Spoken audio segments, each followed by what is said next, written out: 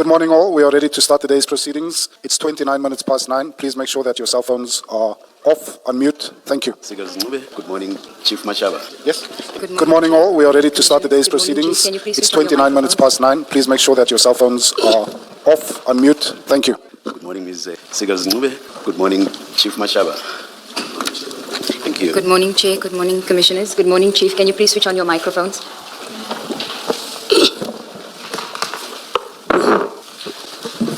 Thank you. Chair, yesterday we dealt with starting on page 95 of CJC 274.3, the WhatsApp and screenshots bundle, where we dealt with the Chief's version regarding the reference to DD, and Chair we had put certain propositions to the witness in response to his version, and Chair then asked that we provide the documentation, the announcement of Cabinet and that. We have now provided it. If I could beg leave for it to be handed up if it hasn't already. It is CJC 276.1, 2 and 3, and I'll just take the witness through it, Chair. CJ. It will be handed to you. It's the loose papers there, CJC 276.1. Somebody will assist you.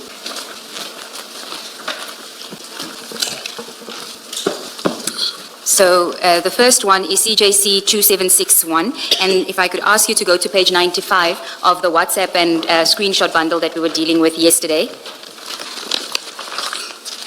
CJ? Yes, on the CJC, WhatsApp? yes, the WhatsApp, and then page 95 of that bundle. Do you have it? Yes, sir. So you will see there's this is an article where it speaks about the ANC's election campaign.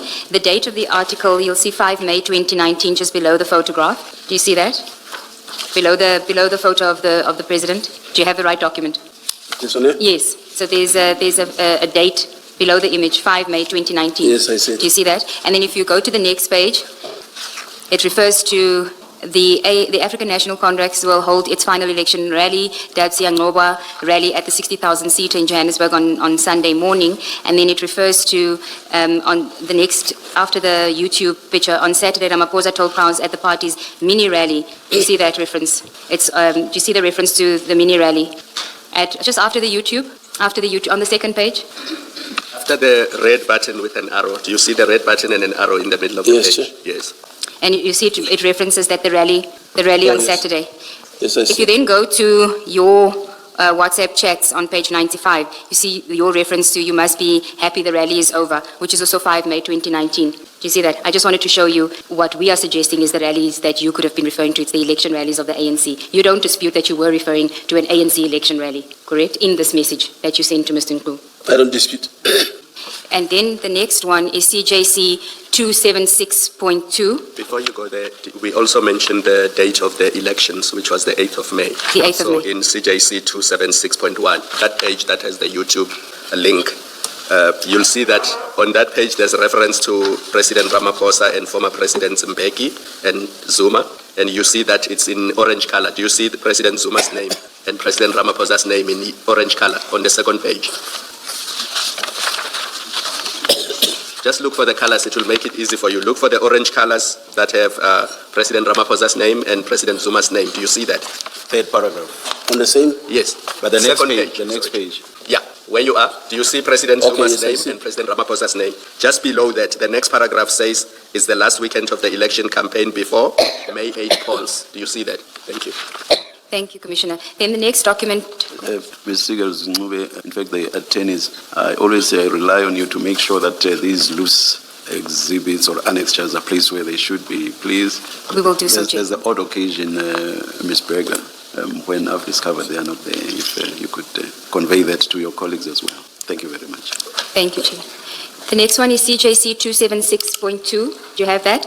It is the South African government. It's got a South African government on the right top corner. Do you have it? 272. 276.2, yes. Yes, I have it. Okay, go to the second page. It says President Cyril Ramaphosa Cabinet Announcement. The date, 29 May 2019, statement on the appointment of members of the National Executive. Then he starts out, fellow South Africans, in the election of 8th of May, South Africans provided this administration with a clear mandate. If you go to the next page, the middle of the page, it says, I have decided to make the following appointments to the National Executive. And the first one there is Deputy President is David Mabuza. And if I then reference CJC 274, which is the WhatsApp chats, 107, page 107. If you can go to page 107. Your message just after the middle of the page at 5-29, which is the 29th of May, same date as that announcement, 7:42 p.m. Tumza, I see DD is back. Let's move on our issues. Do you see that? So what I had suggested to you yesterday was that reference to DD Mabuza and him being back is a reference to this announcement by the President of Deputy President David Mabuza, well, Mr. David Mabuza being his Deputy President. Perhaps let's start here. You accept that the announcement was made on 29 May 2019. You accept that? Now that I have it in front of me. Yes. You may Thank you. restate Yes. the point you were making. And so this suggestion that we put to you yesterday is that the reference in your WhatsApp on page 107 to Mr. Nku, to a DD, is the reference to former Deputy President David Mabuza having been appointed as the Deputy President on the 29th of May 2019 by the President. Do you want to comment? Or, No comment. so you still maintain? Do you accept what's suggested to you? Sorry, what do you say, suggesting? Sorry, I missed that. No, he wants to know from you, Mr. Segeels-Ncube, what it is that you are suggesting to him. Yes, that the reference in your WhatsApp to DD is a being back, and we must move on our issues, is a reference to the appointment of the late Mr. David Mabuza as the Deputy President on the 29th of May 2019, as shown in that announcement. So you're saying what must I accept? Now, I'm saying that was our suggestion yesterday to you, Okay. and I want to know if you want to comment on that, or do you maintain your version that you were not referencing Mr. David Mabuza in that WhatsApp? Perhaps more directly, as opposed to, what was your verb? Yeah, perhaps more directly, do you now accept that the person you are referring to here, the DD you're referring to, is Deputy President Mabuza, the late deputy? Do you accept that? The person I was referring to? Yes. Well, I'll have to accept, because I was talking about what he used to call. We can say, for instance, like now here, when you say doggy Mashaba, doggy hawks, is it me?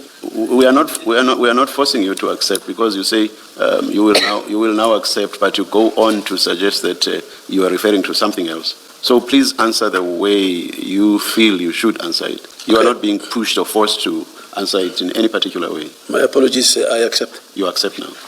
Thank you. And you also accept that the late Deputy President used to be referred to by some as DD. You accept that as well. Don't nod. Please speak. It must be captured. Oh, yes. Thank you. Maybe I'm having a difficult coughing, yes. How do you feel? Should we continue, or do you feel like we should take a short adjournment? No, can continue. All right. Thank you. Thank you, Chief. You'll just alert us if you do need to take a break, Chief, okay? I'll indicate. Yes. Commissioners, we had stopped at page 107. Unless there are any further questions on that, I'd like to move to the next WhatsApp. Oh, the third one, yes. The third one that I want to refer you to is CJC 276 through the last loose set of pages there. Yes. Okay, thank you.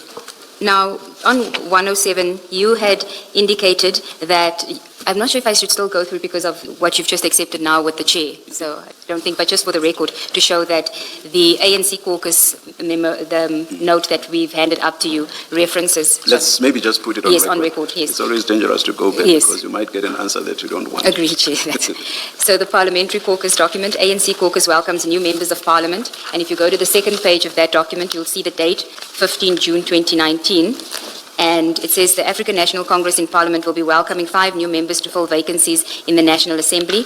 And then if you go to the next sentence, it says the 5 comrades who will take up seats in the National Assembly are as follows. The second bullet point, Comrade Kebe Mapatswe will replace Comrade Jeff Khadebe, and that's on the 15th of June 2019. Now, in fairness to you, you did not suggest that your reference to DD Mabuza being Kebe Mapatswe and him returning, being back, was a reference to him being a member of Parliament, being appointed as a member of Parliament. You said it was a reference to him being back in the country. Do you recall that? Yes. Okay. So, but we just want to place this on record. Thank you, Chair. So maybe finally, Ms. Segeels, on this, to also note for the record that the swearing in would or was going to be on the 18th of June 2019. Just for Yes, completeness. thank you, Commissioner Baloyi. Now, Chief, just to get back to the WhatsApps, I want to take you to page 264, which is the WhatsApp conversation between EB Boss and Mr. Nku. 264. of that same bundle, previous page 263. Okay, before you go there, do you not want to do what you usually do and refer to page 125 or something similar?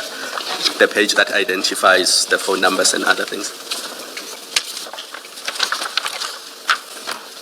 Commissioner Khumalo, my understanding is that that will be dealt with when Mr. Nku comes. Yes. To confirm it. I don't have the confirmation at this stage. It's just what we are putting to him is these are the conversations until they confirm it here. Because he confirmed Nku's phone number and his phone number. Now he's being told that this is a conversation between Nku and EB Boss. Yes, that is. Remember, we dealt with it yesterday when we showed messages that Nku was sending to EB Boss were also being sent to him. So I did previously refer to this and indicate that it was a conversation between EB Boss and Mr. Nku.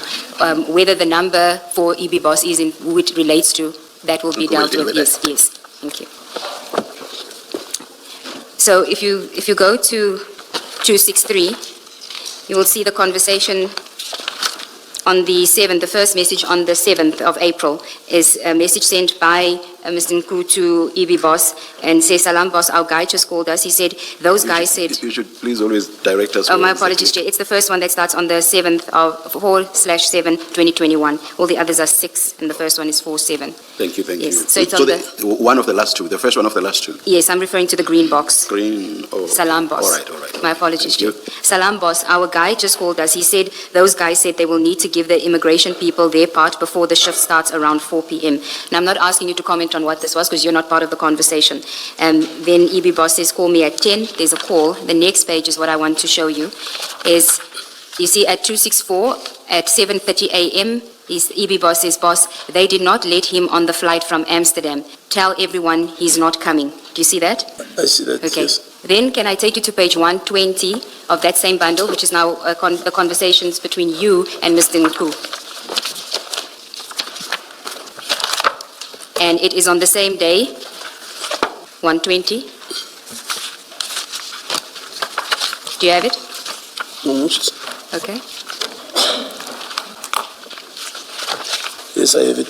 The third green block, which from Mr. Nku to you. Boss, they did not let him on the flight from Amsterdam, so it's at 7:41. The one that we looked at 264 was at 7:30. And then it says, tell everyone he's not coming at 7:41. And then the next message, Hola, please postpone preps for today. Our guy is still busy with paperwork. Now, you can see that whatever message is being exchanged between Mr. Nku and EB Boss on page 264 on the 7th of April is being sent to you by Mr. Nku in the conversation that you're having. So I want to know what was this in relation to, and it is very specific. They did not let him on the flight from Amsterdam. Can you tell us what this was about? No, I've got no recollection of this. Okay, it's a very specific incident. I mean, how often would you and Mr. Nku talk about somebody not being let onto a plane on a flight from Amsterdam? I can't remember what we were talking about here. I cannot remember. I'm going to suggest to you, Chief, that you do remember what it is about. It is a very specific conversation about somebody that they were expecting somebody to come, and the person was not being allowed on the flight from Amsterdam. And you knew about it because it's being sent to you. So clearly you had to do something, because otherwise why would it be sent to you? You needed to be notified that this person didn't make it onto the flight. Honestly, I cannot remember this one. Chief Mashaba, I can understand if what you recall is something that's very general in nature, and also perhaps the sort of thing that's what ordinary run-of-the-mill type of matter that after years you would easily forget. What we have here is nothing like that at all. As Ms. Segeels-Ncube says, this is something quite specific. I think How many times would you have had discussions about somebody not being allowed onto a flight from Amsterdam? Surely this must be the only occasion. Must be the only occasion, or not? Have you had several occasions where you were informed about someone who was not allowed onto a flight from Amsterdam? Is that something that happens to you fairly regularly? If my memory serves me well, Chair, I think there was a break where myself and Nku, we didn't speak for some time. But here you spoke here. You wrote to each other here, so that's irrelevant. You didn't answer my question. I asked you whether you and Mr. Nku had frequent exchanges about people not being allowed onto flights from Amsterdam. Because if you didn't, and this was the only instance, surely you must remember. So can you please answer the question I posed, which is, did you and Mr. Nku have several exchanges about people who were not allowed onto flights from Amsterdam? No, it didn't have. It didn't happen. It didn't have. To your recollection, this must, now that you see it on these WhatsApp chats, this must be the only exchange of such a nature, correct? Honestly, No, answer the question. Is this the only exchange? I'm not asking you about whether you recall or not. Now that you see it on these chats, is it the only exchange that you and Mr. Nku ever heard about somebody not having been allowed onto a flight from Amsterdam? Is this the only exchange? this is the only exchange. Surely you remember then. What was it about? That's Ms. Segeels-Ncube's question. Surely you must remember. If you say you don't, I do not believe you. What was this about? I don't remember, Chair. Honestly. You are being untruthful. And I will tell you why you are being untruthful. You are untruthful because you see that all these chats between you and Mr. Nku, and this is a point that was made by Commissioner Baloyi yesterday, you see that these countless chats between you and Mr. Nku show a picture that's totally different to what you told us, which is that he was just your informer. That's why you purport not to recall any of these chats or the content of these chats.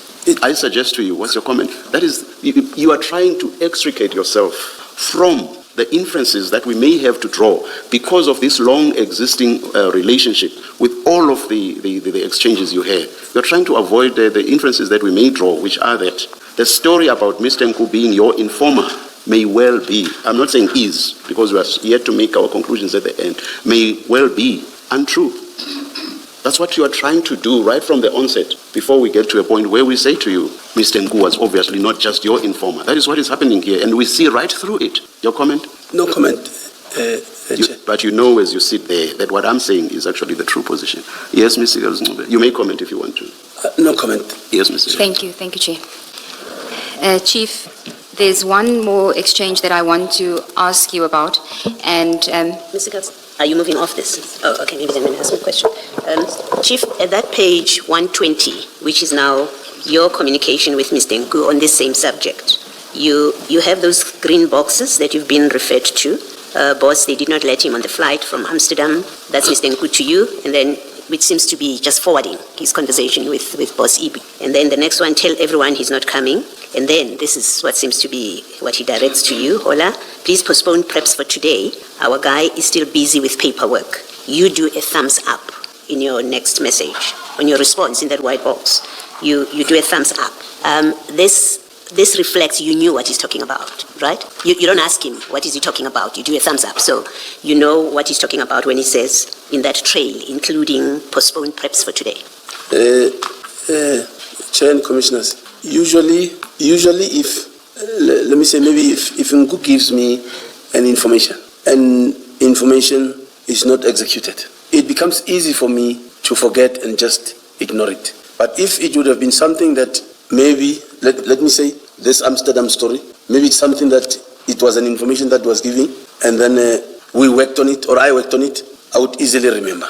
So it is maybe whatever he was talking about here didn't go anywhere, or I just ignored, because not every information that he gives is positive. Other informations will be, can you please check?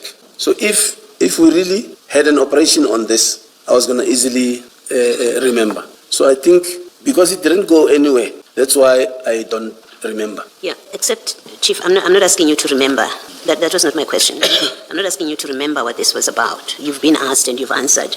I'm asking you to whether you accept that your thumbs up, your response to Mr. Nku, which is a thumbs up, means you knew what he's talking about. I'm not asking you now to remember it. I'm saying this thumbs up means you knew and understood what the conversation that he's forwarded to you, and when he says to you, please postpone preps, your response of a thumbs up means you knew what he's talking about at the time. Yes, I agree. You knew what he was talking about. I agree. Okay.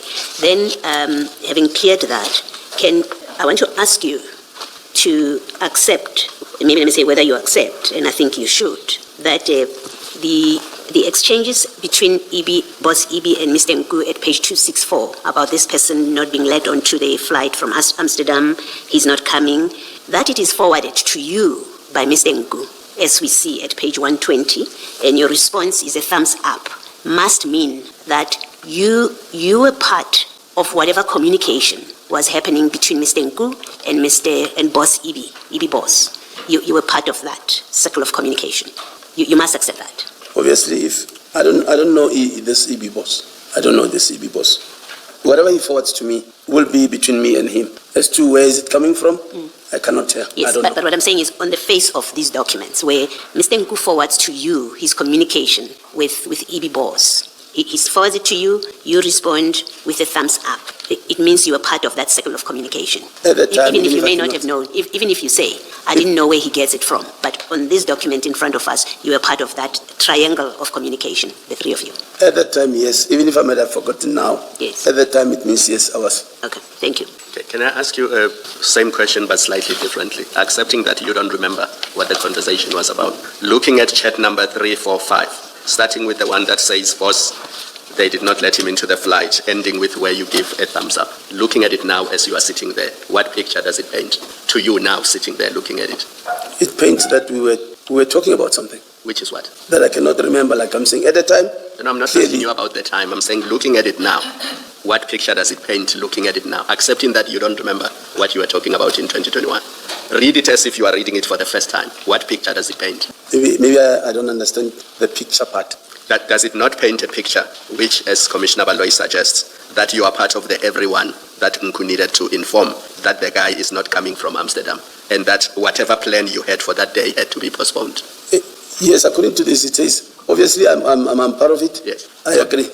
Looking at it now, you were part of a plan that needed to be postponed. The fact that it was even forwarded to me, Yes. I agree. Thank you. Thank you. Thank you. Chief, could I ask you to go to page 47 of that same WhatsApp bundle? And the reason I'm dealing with this WhatsApp is because you are mentioned in the WhatsApp. I'll give some context to the WhatsApps. So on page 47, same bundle, which is CJC 274.1. So go to page 47. Do you have it? Yes. Okay, so let me just explain what this document is. So the document is a consolidation of the messages either between you and Mr. Nku or Mr. Nku and EB Boss, which the Commission's analysts have been collating. Page 47, you'll see, is a screenshot, in the yellow highlighted portion. It is a screenshot that was found on Mr. Nku's phone on page 324 of the same bundle. 324. 4. Thank you. Page 324. Yes. Yes. So it is 3 conversations, my apologies, not WhatsApps. Now, they'll see that one on page 324 doesn't have a date. It's because of the app that it's on. When you download it, doesn't download with the date.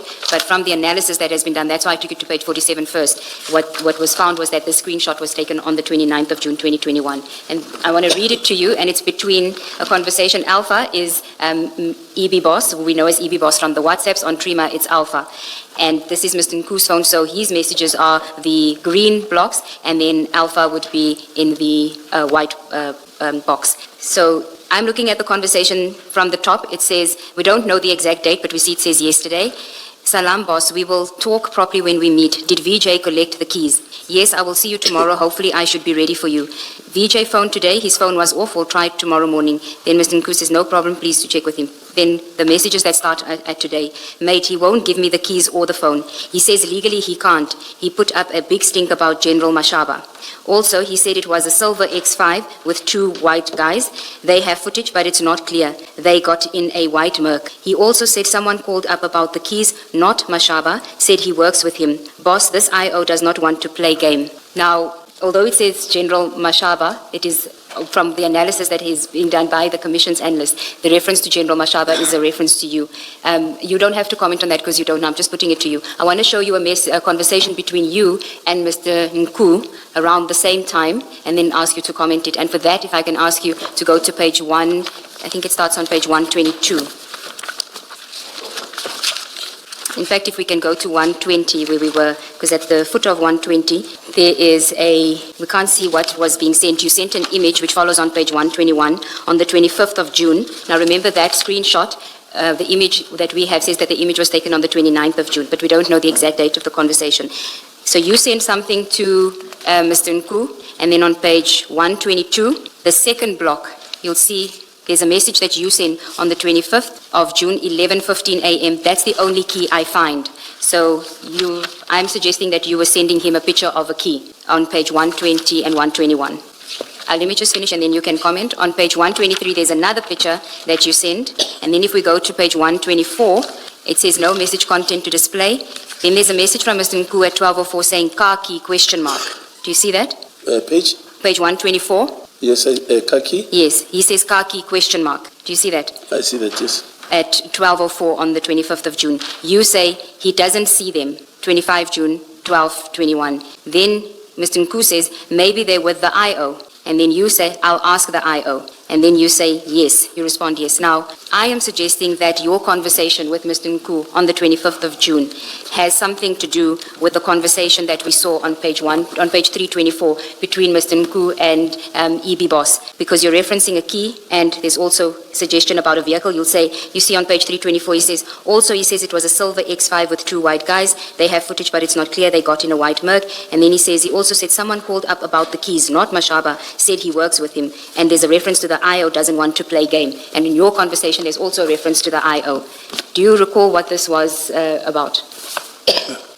IO June. 2021, yes. Why were you sending him pictures of a car key and speaking about maybe they're with the IO? He doesn't see them. Maybe they're with the IO. I'll ask the IO. You said you'll ask the IO. And again, it is a very specific thing. It's about a car keys that when you took a picture of it, why did you take a picture of this car key and send it to Mr. Nku?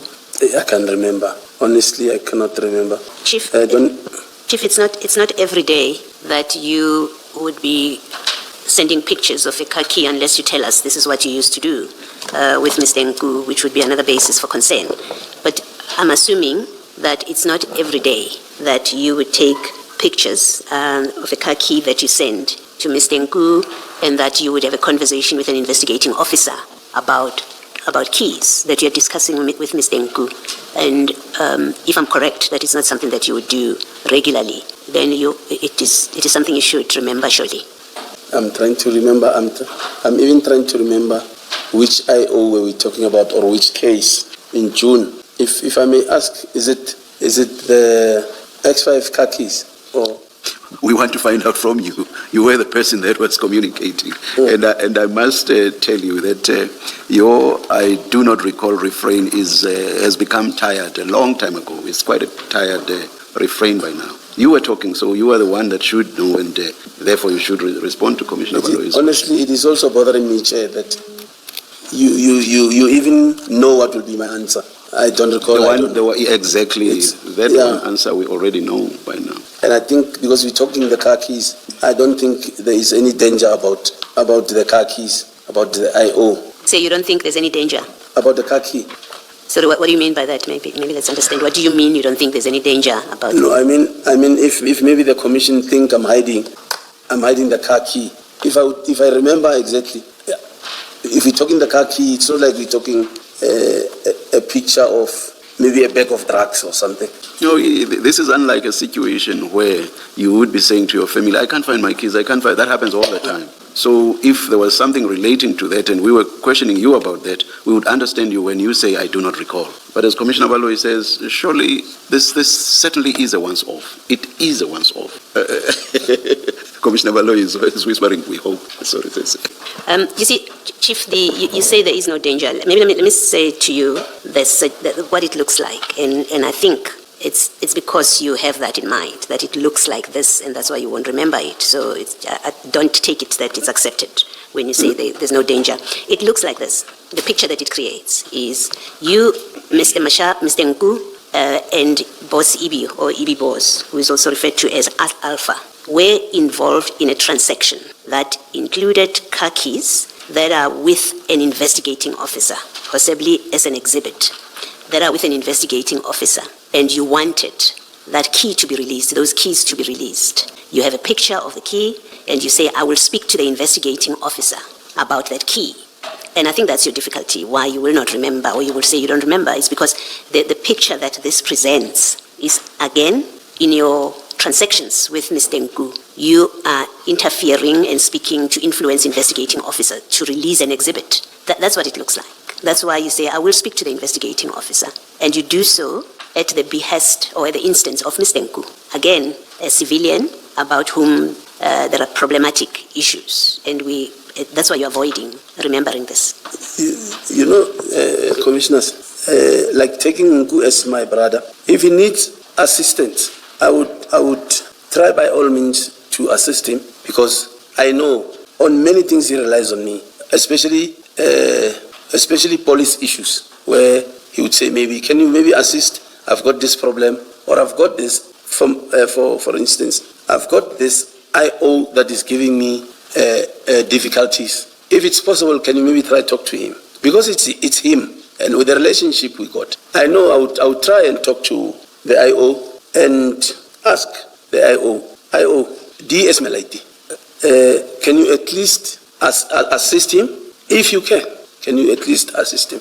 Do you accept that even if he were your natural, even if he were your born brother, as in biological brother, not a friend, not a neighbor, if he were your parents' son, it would be improper for you to speak to an investigating officer to release a key, if that key is an exhibit, to release it to Mr. Nku because you are asking? Do you accept it would be improper to do that? I accept. Okay, thank you. And I want to suggest to you that that's exactly what was happening here. You were going to speak to the investigating officer, because you do say, I'll speak to the investigating officer.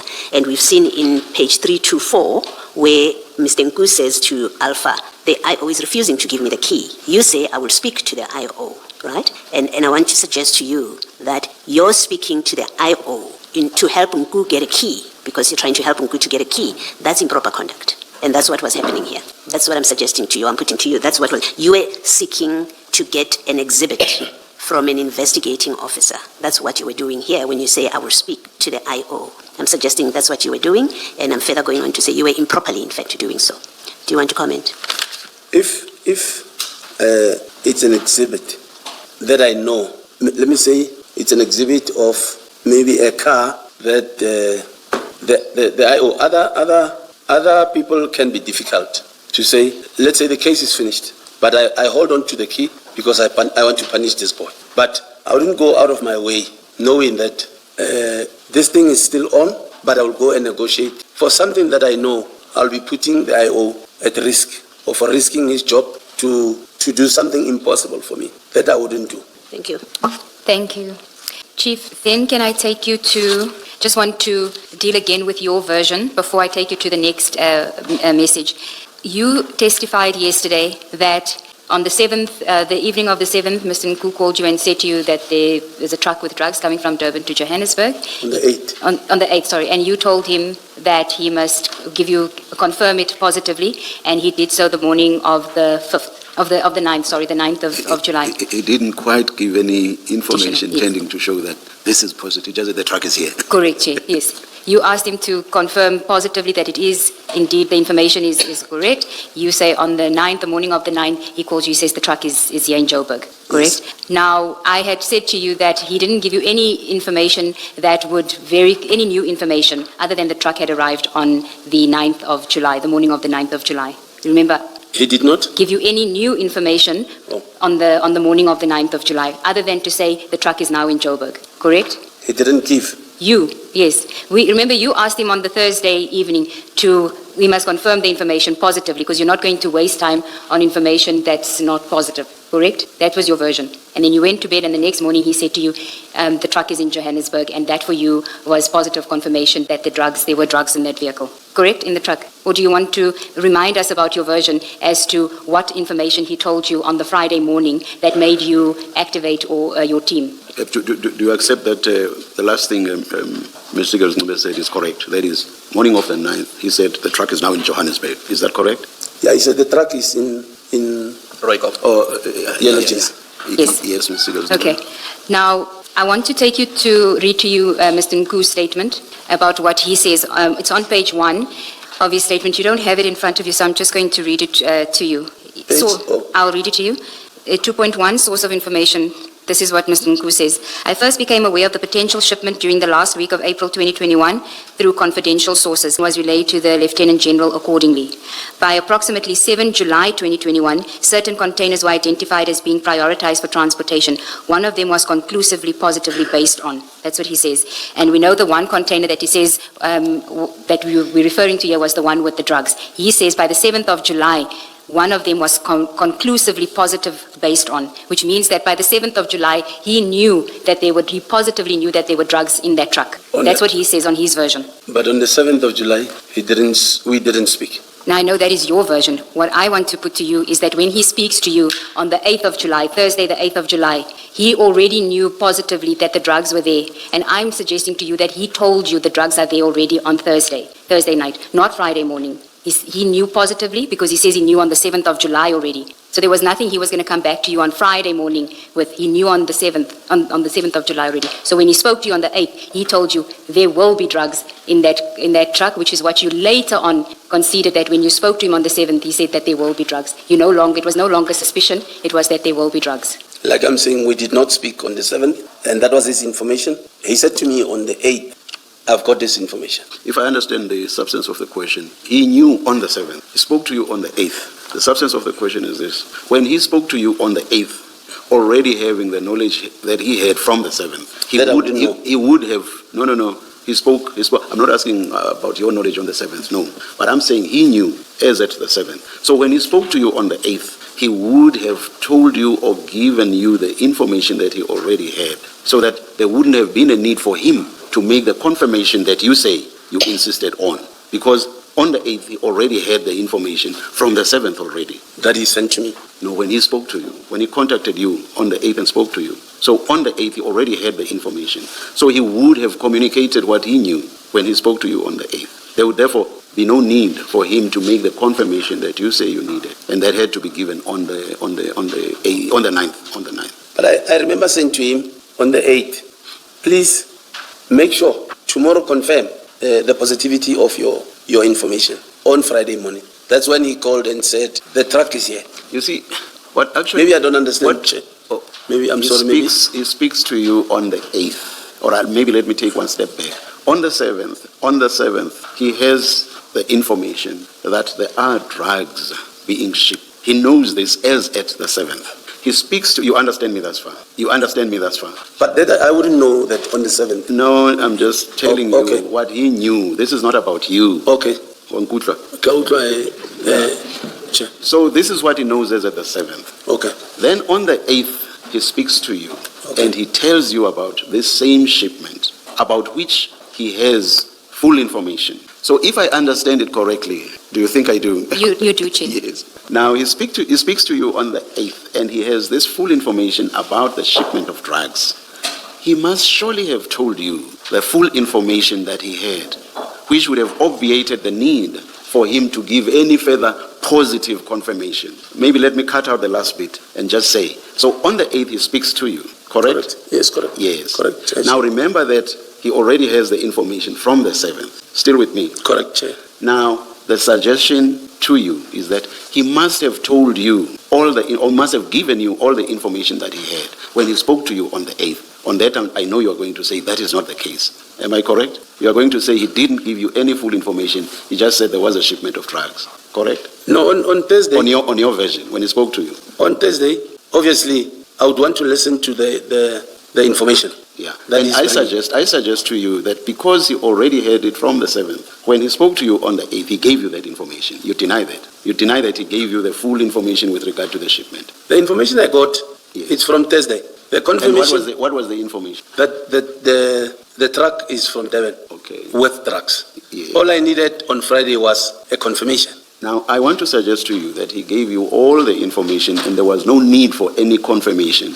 And I will say to you, what buttresses that view that you had gotten all the information you needed, what buttresses that view is the fact that on the following day, all that you get told is that the truck is now in Gauteng and you start moving from your side. And you do not say, but what about the confirmation that I asked for yesterday? You do not ask for that. All you are told is the truck is now in Gauteng. Nothing in that statement, the truck is now in Gauteng, confirms anything. It doesn't change what you had been told the previous day. So the fact that you just get the truck is now in Gauteng and you start moving and mobilizing shows that you actually didn't ask for any confirmation the previous day. No, but if he says to me, the truck has landed and I am here with the truck or looking at the truck, it's confirmation. Did he say he had opened the truck and looked inside and got the confirmation you wanted? He did not. No, he can't. He did not. He couldn't. He did not. He couldn't. Yes. So where's the confirmation in merely saying the truck is now in Gauteng? Where's the confirmation of what you wanted the previous day? Him saying the truck is here, landed already, and I'm here.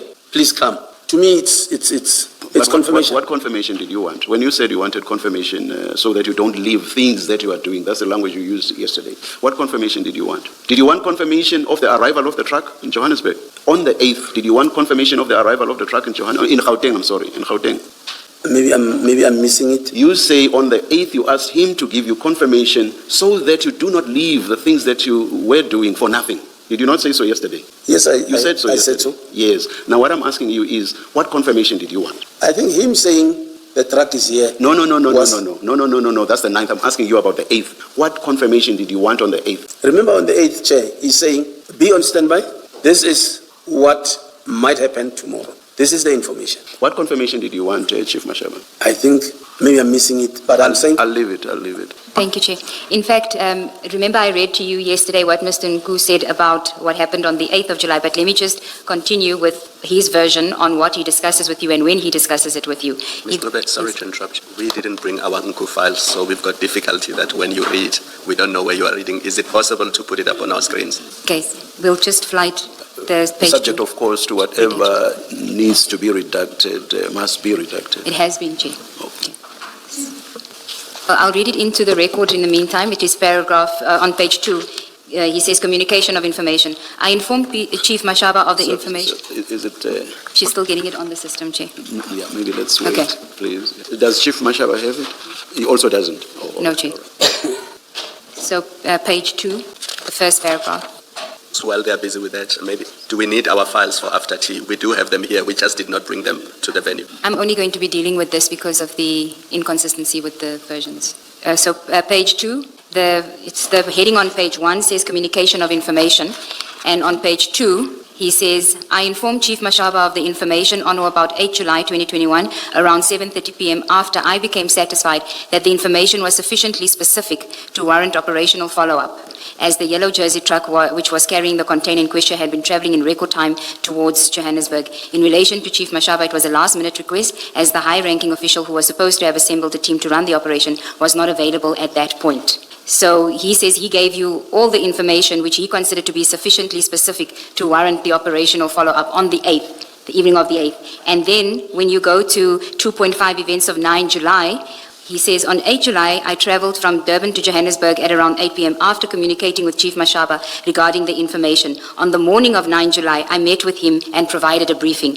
So he doesn't say that on the 9th of July, he calls you and gives you the confirmation that you told us you needed in order for you to then activate your plan. On his version, by the Thursday night, as the 8th, he had given you all the information which for him was specific enough to commence the operation. Do you see that? So you're saying, are you not reading? Yes, I'm reading Nku's statement. He's not saying that you asked for information for him to verify in order for you to be satisfied on the 9th.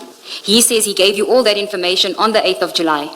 The evening of Thursday evening, he gave you all the information, the sufficiently specific for the operational follow-up. And he doesn't say that on the 9th, he called you to give you this information that you needed to activate the plan. He says on the 9th, he just picked you up and gave you a briefing. Isn't there a file to spare so that Chief Mashaba may have it in front of you? So you'll start looking at you no longer need it, Ms. Segeels? Yes. It's just that paragraph, Chief. Yes. You'll see there's the paragraph at the top, I informed.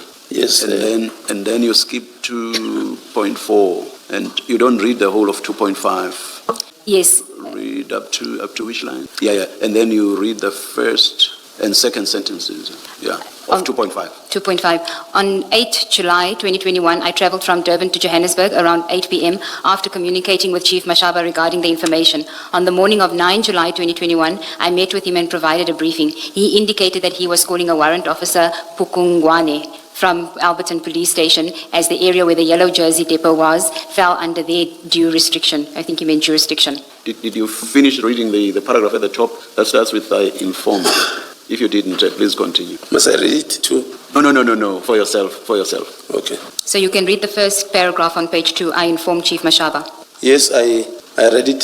So his version differs from yours on what happened on both the Thursday evening, the 8th of July, about the information that he gave you, and on the 9th of July.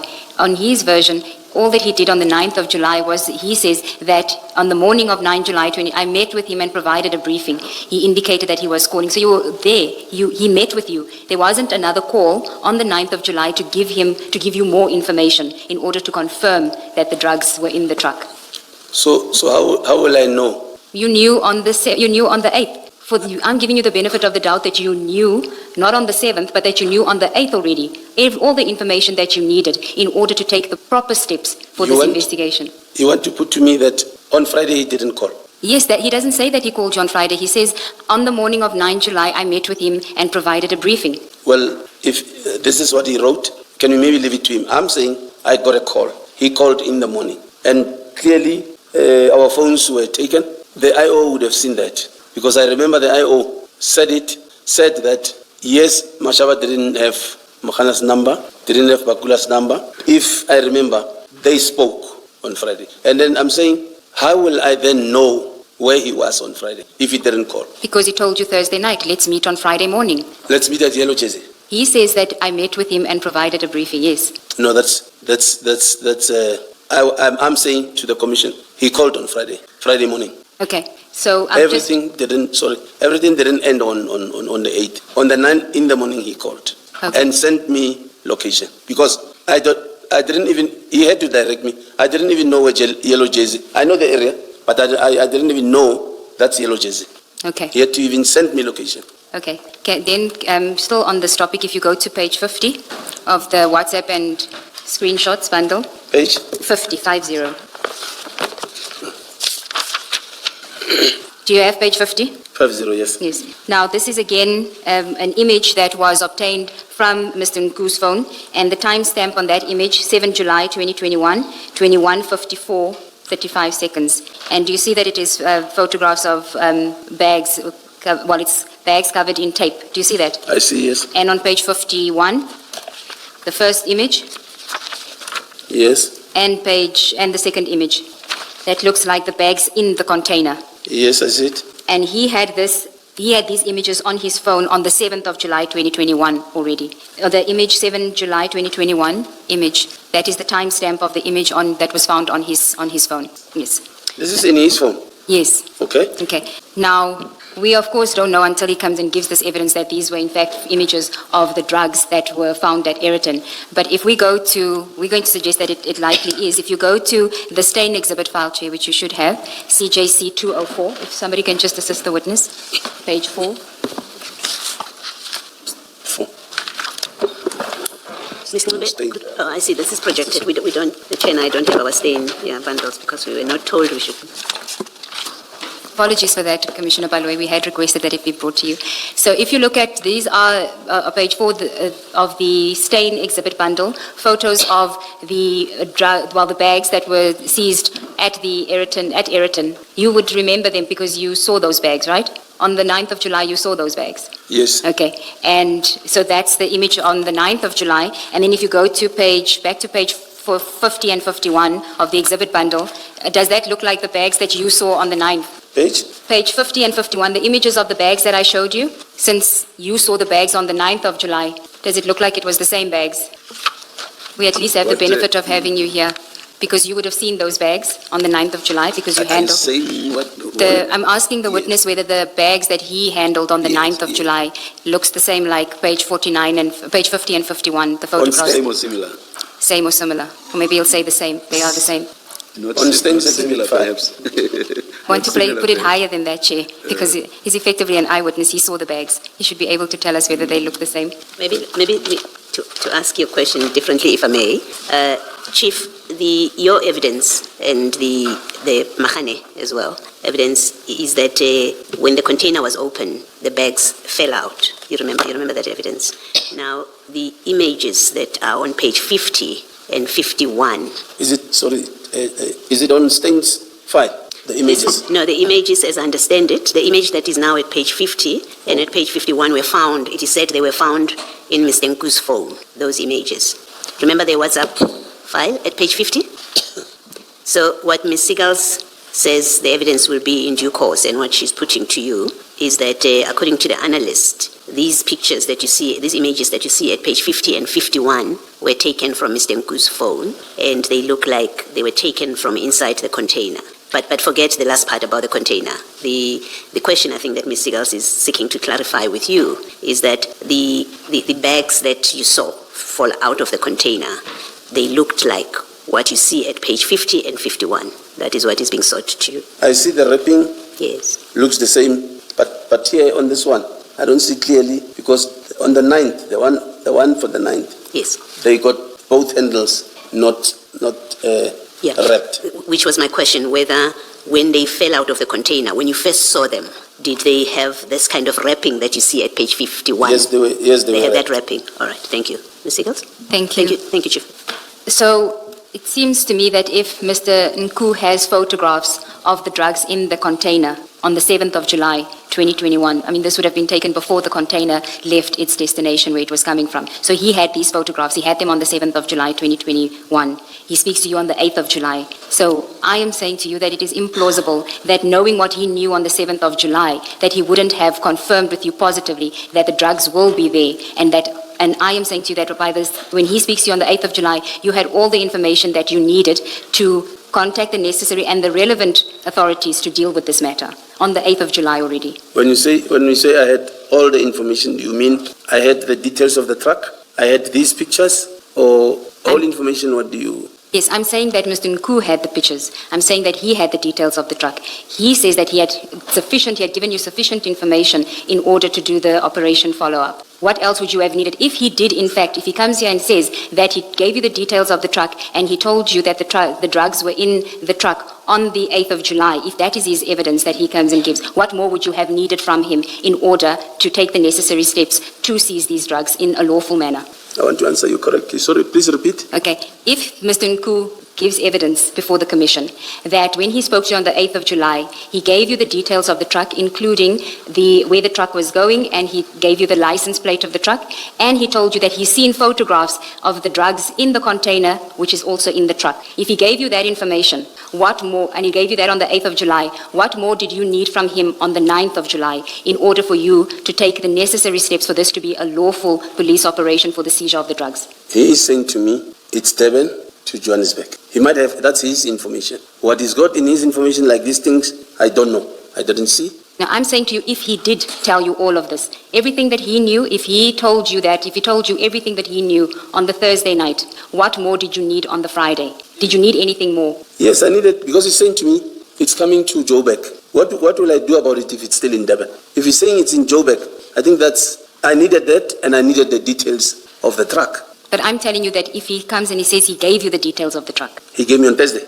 Yes, I'm not saying that is what happened, because you have a different version. I'm saying if he did, what more would you need? I know he didn't. I know that, Chief. I'm saying if. So forget about your version. If he told you, this is the truck, here's the license plate, I even have the coordinates, I'm going to send it to you, of where the truck is, and there are drugs. I saw photos, there are drugs in that truck. What more did you need from him? That the truck has landed. If it has landed, give me the number plate, the details of the truck. That's all I needed from him. No, he would have already given you the details. No, Okay. he didn't. Okay. Chief, if you, on your version, if you were concerned that you don't end up wasting your time in conducting an operation that in fact is a negative, I think that's the language that you've used, is a negative, surely you would have requested more than the registration number of the truck. You would have wanted confirmation from him that there are drugs in that container. Otherwise, your earlier statement that you did not want to waste your time would not make sense. It only makes sense if you say, yes, I did ask for confirmation that there are drugs in that vehicle, in that container. Surely, you would have asked him to confirm there are drugs in there. But Chair and Commissioners, here is the information. Mashaba, there is a truck from Durban. The truck is loaded with drugs. Yes. He wouldn't just say such an information. I don't know how he confirms that. I don't know. It's the information he is now giving to me. There's a truck coming from Durban to Joburg, transporting drugs. Yes. I said, okay, it's possibility that be on standby for this thing tomorrow. Then I said to him, no problem. If you say so, please confirm that it is positive. Positive as in there are drugs in the container, or the truck is coming up? The truck is coming up. Remember, I'm waiting for the confirmation to say it will land on Friday. Okay. So if he says, sharp, no problem. Then on Friday he calls in the morning and say, the truck has landed, please come. To me, it's enough. That's all I know. The truck he was talking about yesterday is drugs. You know that it has drugs in it because that's what he told you at that point. So it has landed, please come. I say, sharp, where are you? I'm in yellow jersey. Konje, where is yellow jersey? No, let me send you location. I get the location. When I get to him, he gives me the details of the truck. The number plate, was it the number plate or, yeah, the number plate. Here is the truck. I said, oh, okay. On my way there, I'm already calling to say, it is positive. If you are available, please come. I'm calling a person in Albert. So. Yes, thank you, Chief. I think you've answered the question that I was asking. Thank you. Just your response about what you considered positive confuses me. Can you explain the circumstances under which you could possibly have wasted your time, that is, leaving the things that you were doing? Under what circumstances could that possibly have happened then, in the context of what you've just explained to Commissioner Baloyi? I'm basing this on the answers you gave yesterday. What is the exact question? Confirm that this is positive, because I do not want to leave the things that I'm doing and therefore waste my time. Now, I want to have an idea of the possible circumstances under which you could have wasted your time for you to insist on a positive confirmation. Well, what did you have in mind? How could that have arisen? Chair, number one, I'm going to mobilize resources. No. That's not about the resources or whatever else you would have had to do once there was positive confirmation. Because mobilizing is when you are satisfied that there's positive confirmation. That's not what I'm asking you. You are saying you wanted to be assured that this was positive, correct? Yes. Yes.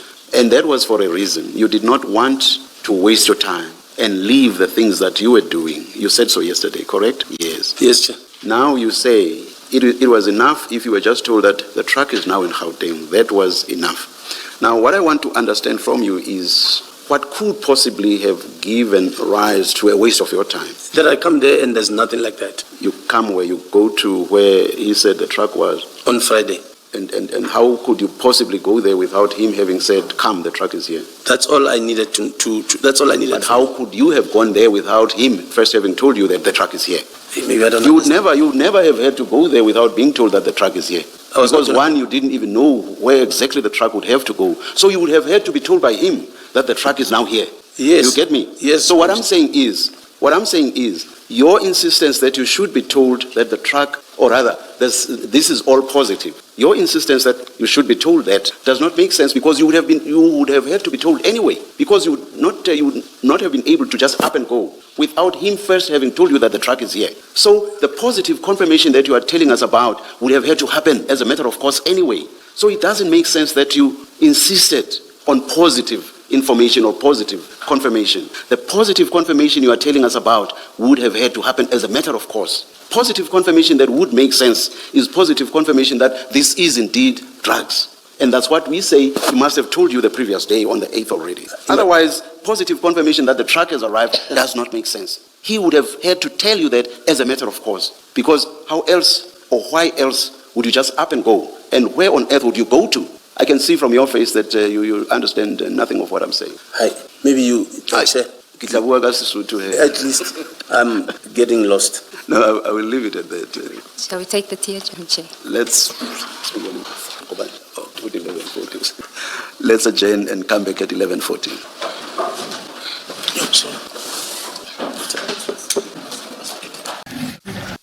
Good morning again. We are ready to resume. Please make sure your devices are off. Thank you.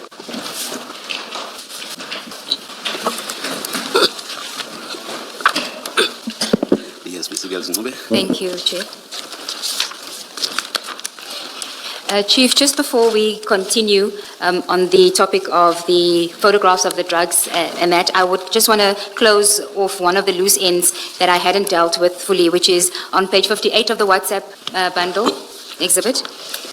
It's a conversation between you and Mr. Nku. In fact, if we can start on 57. On the 21st of February, the last one on page 57, it's a message from Mr. Nku. Do you have it? Yes. He says, hola, and then that's at 8:48. You also at 8:48 you have a thumbs up, and then you send him a photograph of someone, and the next message says no message content to display. On the next page, page 59, you say Sergeant Matabuche with the finger pointed up, suggesting that the message from earlier on is a photograph of him. Do you see that? Yes.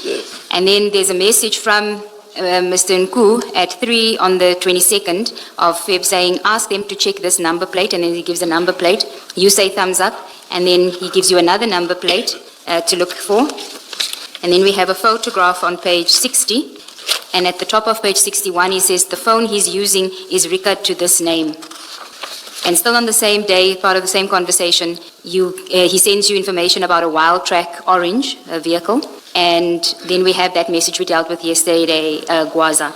Do you recall why he was sending you number plates to check? I don't recall. Is it something he would ask you to do routinely? Is that why you can't recall it because it happens so frequently, or? Sorry, what's the question? Is it the reason why you can't recall because you did it often for him, so you can't recall the specific instance where he gave you these number plates to check, you don't know why?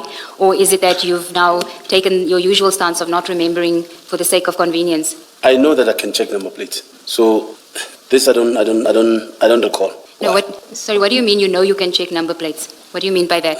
I see here on ask them to check this number plate. Oh, if he's here, they saying, or he is saying, here is the number plate that needs to not to be checked, but here's the number plate. Hey, I don't understand. I don't recall Sorry, what's Chief, happening. you were asked, what do you mean you can check number plates? Not reading from the chat what you said. No, I thought. Does it mean you have a gadget or a device as part of your duties that when I give you a number plate, you are able to check using that device who the car belongs to? I'm able to check. Yes. Okay. Now, this is something that you do in your official capacity, to check number plates. Yes. Okay. So there would have had to be a basis for you to do it in your official capacity and lawfully. You can't just randomly, for whatever reason, or specifically for personal reasons, just check a number plate of any person. Yes. There must be a basis for it, surely. Yes. A lawful basis. Yeah? A lawful basis. You must have formed the view that it's a lawful request that's being made by a citizen to you. You can't just decide that, you can't just offer to check people's number plates because a civilian requests that you check them. Can you? No, I can't just. Yes. Me, I can. Let's say the car is parked next to my yard. Even if I'm off, I can take the number plate and check. Yes, I know you have the power to do so, but that power is not an unfettered power. There must be a basis for you to do it. It seems to me that a friend can't just say to you, please, can you check this number plate of this person? I want to see who it belongs to. Why would you be entitled to do that? Yes, there will be a reason why. Yes, a lawful reason. There will be a reason. Yes. There will be a reason why. And in this instance, he's just saying check this number plate, so why are you just checking it? He must have told you the reason that you must check it, and you must have thought that it was a proper reason for you to exercise your power to do so. This I cannot remember. What was this for? But whatever it was for, it could not have been for the exercise of your duties, lawful duties as a traffic officer. It couldn't be. It comes from Mr. Nku. You are checking for Mr. Nku, not in the discharge of your functions as a traffic officer. What's the question, Commissioner? The question is, your checking number plates at the request of Mr. Nku could not have happened in the course of you discharging your normal duties as a traffic officer when you look up numbers for Mr. Nku, registration numbers for Mr. Nku. That's not you exercising your functions as a police officer. Hey, I don't understand. Maybe you rephrase the question. I'm going to rephrase it. When Mr. Nku, as we have seen with the airport cases of looking for gold, as you tell us, of looking for lost currency, as you told us, for Mr. Nku, you agreed yesterday, you called it a side hustle, right? It's not official police duty. I'm saying the same thing, that when Mr. Nku gives you people's registration numbers, vehicle registration numbers, and he says, look up this, when you do look it up, that's not official police duty that you're doing. It's not official police work that you're doing. Depending on the reason why is he saying, check this number plate. Why would you look up? You see, the context about Mr. Nku is, remember, you're doing other transactions with him, and he's your funder. We have established that. When he gives you details of motor vehicles, unless you can explain it to us and say the reason he gave you these motor vehicles to look at is ABCD, and from that we are able to determine that this was legitimate police business that is given to you, Chief, by a member of the public, because he has an explanation that you are giving to us. In the absence of that, it's reasonable to conclude this is yet one of those schemes where he asks you to do things in your side hustle with him, or in what you call side hustle with him, it's reasonable to conclude that in the absence of an explanation. And we don't have an explanation because you say you don't remember. Yes, I don't remember. Yes, don't focus on the I don't remember. Focus on my saying it is reasonable to conclude that this is one of the side hustles that you were doing with Mr. Nku in 2019. It's reasonable to conclude that, absent an explanation from you of what this was about. Well, I wouldn't agree because I'm saying I don't remember. I wouldn't agree it's one of my side hustles. I'm saying it's reasonable to conclude that it is one of the side hustles because we don't have any other explanation from you. Is it reasonable, Commissioner, to me? I'm saying, well, it's reasonable for me to conclude. Oh, okay. I'm happy to bring it to me. Well, it's reasonable for me to conclude. I'm suggesting to you, it's reasonable for me to conclude in the absence of an explanation why Mr. Nku is giving you registration numbers to check that this is yet another case of your side hustle with him. Well, I don't have control over that, Commissioner. Over what? Over your conclusion. I'm asking you it's reasonable. I'm not asking you whether you have control over my conclusion. I'm asking you to apply your thought process that look at these facts. Fact, he sends you people's registration numbers, including in some case a vehicle model. He gives you that information. We ask you, you get asked, why do you have this? Why is he sending you this stuff? You say, I don't remember. And I'm saying to you, it is a reasonable conclusion to draw in the absence of an explanation for that activity, that this is one of the things that you are doing as a side hustle with Mr. Nku. I'm saying to you it's reasonable. You can say you don't have a comment, and I'll accept that, but you've heard what I say, that it is a reasonable conclusion. No comment. Okay. Why were you giving him, Mr. Mataboge here, Sergeant Mataboge, is he someone that you know personally and that you have a relationship with? I don't even remember. I don't know Mataboge. No, I don't accept or I don't believe you that you do not remember because you actually had a meeting with him. You tell Mr. Nku, let me find that page. Yes, at page 56 of that same bundle. So what you do is you send a picture on the 22nd of February, but before you send that picture, on the 18th at page 56, you say, good morning, S. We met very late yesterday with Captain Mataboge. He is talking to his colleagues today, and we expect a positive answer. This is you writing to Mr. Nku. So it's unbelievable. It's difficult to accept that you don't remember. You met with him. You sent a picture of him to Mr. Nku. It's simply not true that you don't remember who he is and what it was about. I don't remember, Commissioner. Thank you. I just want to check something with you in the build-up to the Aeroton incident. My question may be asked, same question but for different reasons. And before I ask my question, I understand that you can't give me the exact figure. You can't even get close. Our starting point we know is 20,000. I just need to know over the years, how much money has Nku given you? Is it less than 100,000? Is it less than 200? Is it more than 200? Is it close to 500? You can give me a round figure that is close to what you believe is. That's too much money. How much has it given you over the years? If you had to guess without giving me the exact number, if you had to estimate. It wouldn't be more than 50,000. But it will be more than 20, we know that. It wouldn't be more than 50,000. No, it will be more than 20, but it won't be more than 50,000. That's what you're saying. Yes. Yes, because we agreed yesterday that the starting point was 20,000. So he would have given you something between 20 and 50,000, and that's about it. Yes. Okay. Does that number include payments into Shilobane Lodge? I think yesterday we established that you have a company or you had a company the details of which, it includes payments into that company. Thank you. Thank you. So we were just dealing with I showed you the photographs, we dealt with that. I want to go back to your statement we now want to move on to the Aeroton scene. Your statement on page 2 about what happened on the 9th of July. Yes. Paragraph 5. Yes. You say, on the following morning, Friday 9 July, at about 5 a.m., I received a call from Mr. Nku who confirmed that the information was positive and that I should come meet him at a certain place in Alberton.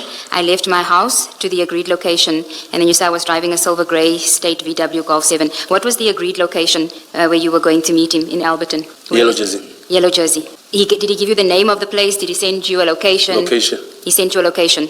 He sent you a PIN location? Yes. Okay. Did he send you the PIN location before or after you spoke to him at 5 a.m.? When I'm leaving the house after he's gone. Yes. So he calls you. Does he then send the location, or does he first send you the location and then call you? Then I can't remember.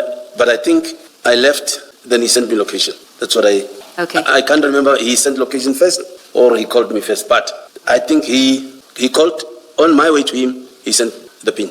Okay, then just at 6, I'm going to just read parts of it and then we can deal with it. 6, I met Mr. Nku and he gave me a briefing on his information and the truck in question. After the briefing, I decided to engage the process of intercepting the truck and to have it searched. So this would have happened after 5 o'clock, 5 a.m., because you meet him after 5 a.m. After 5 o'clock, yes. Yes. Do you recall more or less what time you met with him? Between 5 and 6. And do you recall what time you would have contacted Warrant Officer Pokungwane to assist? On my way to him. So after 5 as well? After 5 years. Okay. After his call. And did he send you the PIN location on Telegram, the app Telegram? I can't remember, was it WhatsApp or Telegram? So you were using Telegram at the time? At some stage, there was Telegram and WhatsApp. Okay. I just want to, Chair, there's a file that would have been given to you. It's called Boyson 98/07/2021. It has a presentation there. We've only provided the witness with the pages that are relevant for his purposes, for sensitivity reasons. We just want to disclose the relevant aspects for him. I'm informed by my learned friend, Ms. Poe, that it was dealt with by a previous witness.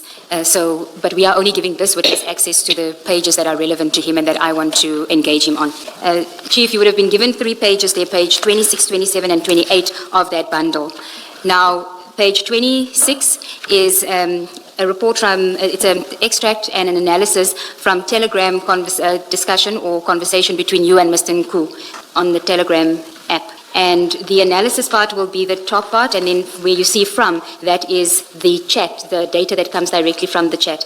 And I want to just clarify the time, that is, or the date that's reflected. It says on 2021/07/09, that is 9 July 2021, Nku, and it says the illusion owner, it should be not sent, it's that you received from Mr. Nku. So that sentence is incorrect.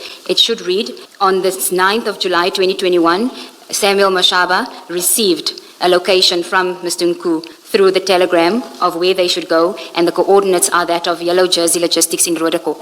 Now, let me just clarify the time why it says the 9th of July. You received it or accessed it at 00:25, so 25 minutes after midnight on the 9th of July, 2021. And the time is important, because if you look at the message itself, where it says from is Mr. Nku. The timestamp of the message when he sends it to you is 25 minutes past 10 on the 8th. Ms. Segeels, you're moving too fast for us. Can I start with the message itself and then explain? So we'll start with from, take it step by step. Where it says from, where the message says from, that is from Mr. Nku. He sends it timestamp at 22:25 on the 8th of July, 2021, which is the day when you said you had the conversation with him. The source app is Telegram, and the body is the message that was sent. And what was shared was GPS coordinates, and those GPS coordinates are to Yellow Jersey Logistics. Now, the bullet point at the top where it says Tumelo Nku and Samuel Mashaba, this is what the analyst is saying that is reflected in that Telegram message. It should read, Mr. Mashaba received or accessed this telegram message on the 9th of July 2021 at 00:25. So 25 minutes past midnight, you received the PIN location that Mr. Nku had sent at 10:30 the evening before. Do you see that at 22:25 he sent it? You only accessed it at 00:25. And where do we see the 00:25? It should be on the analyst report. I believe that it has been clarified and it will be updated to reflect the correct time when that evidence is laid further. So that is and I'm going to give you an opportunity to comment about whether you recall receiving the location after midnight or accessing the location coordinates after midnight on the 9th of July. Do you recall? Midnight. Yes, shortly after midnight. You said he sent you the coordinates? Remember, you said he sent you the PIN location?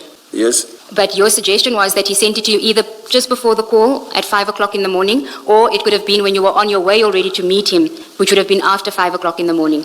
I don't see the time you're talking about. Yes, I'm telling you about the time that you said. Remember, you said that he would have sent you the PIN location either after 5 when you were on your way to meet him already, or before 5 when you called him. Not before 5. Okay, so after 5. After 5. So this report shows that he sent it at 22:25 the day before. Do you see the timestamp? Timestamp says 2021/07/08, 2022:2025, which means 25 minutes past 10 in the evening, on Thursday evening. That's when he sent it. That's what? No. You dispute that? He sent me in the morning, after 5. If, the simple point that is being made is that you and Nku were communicating via telegram, and according to this report, he sent you the location at 25 minutes past 10 on the 8th. And then just after midnight, before your conversation in the morning, just after midnight, you then opened the message. At 25 minutes past midnight, you opened the message, which was before this call that you say took place at 5 o'clock in the morning. That's the simple point that has been made. That before the call in the morning, you had already accessed the location just after midnight on the 9th. I don't remember that. I remember saying to him, please send location of that yellow jersey in the morning after waking up. Okay. And then the next message, you'll see the messages are divided by, there's a dotted line there. The next message is also from Mr. Nku. The timestamp is 22:25:37, so a few seconds after he sends the location, that same Thursday evening. And then it's also from Telegram. The body says, that's the message that was in the message, we need to go there. So that he sends to you 22:25 on the Thursday. We need to go there. Here, we need to go. So we need to go here, my apologies. We need to go here, meaning we need to go here where I've sent you that pin location, that's where we need to go. I'm not like him. Where is my response to this? If maybe you would say I communicated or I saw.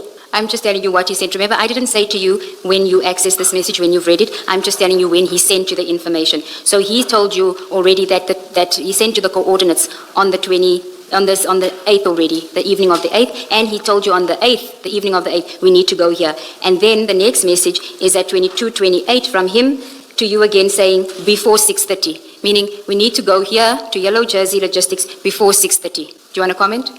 I would have communicated, I would have responded to this if I saw it.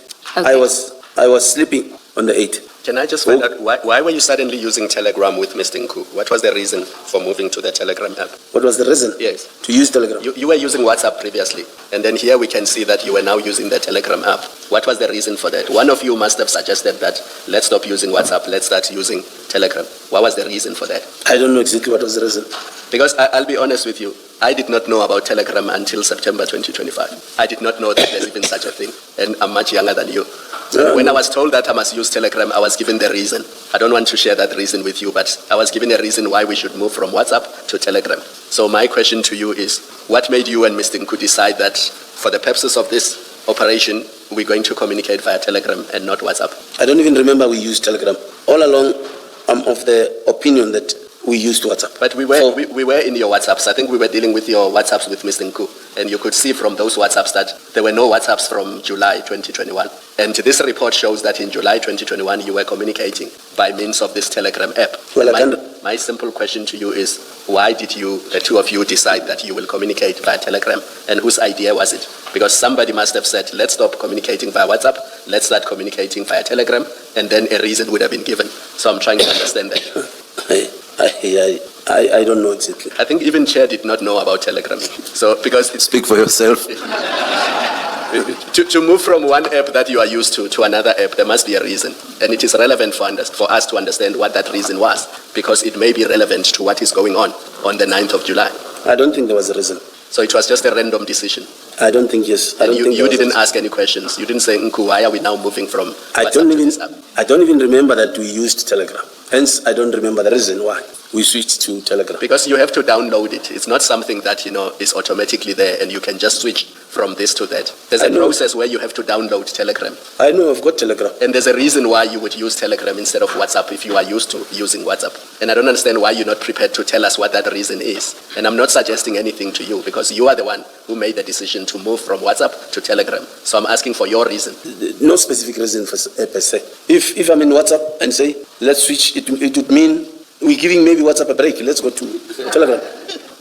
Or maybe because you know that it's not easy to access WhatsApp. If a third party wanted to access the communication in WhatsApp, it would not be easy to do so. It's more secure. Let me put it in technical language. Telegram is more secure, and a third party cannot easily access your communication with Nku if it is on Telegram. But here is it accessed. How will I?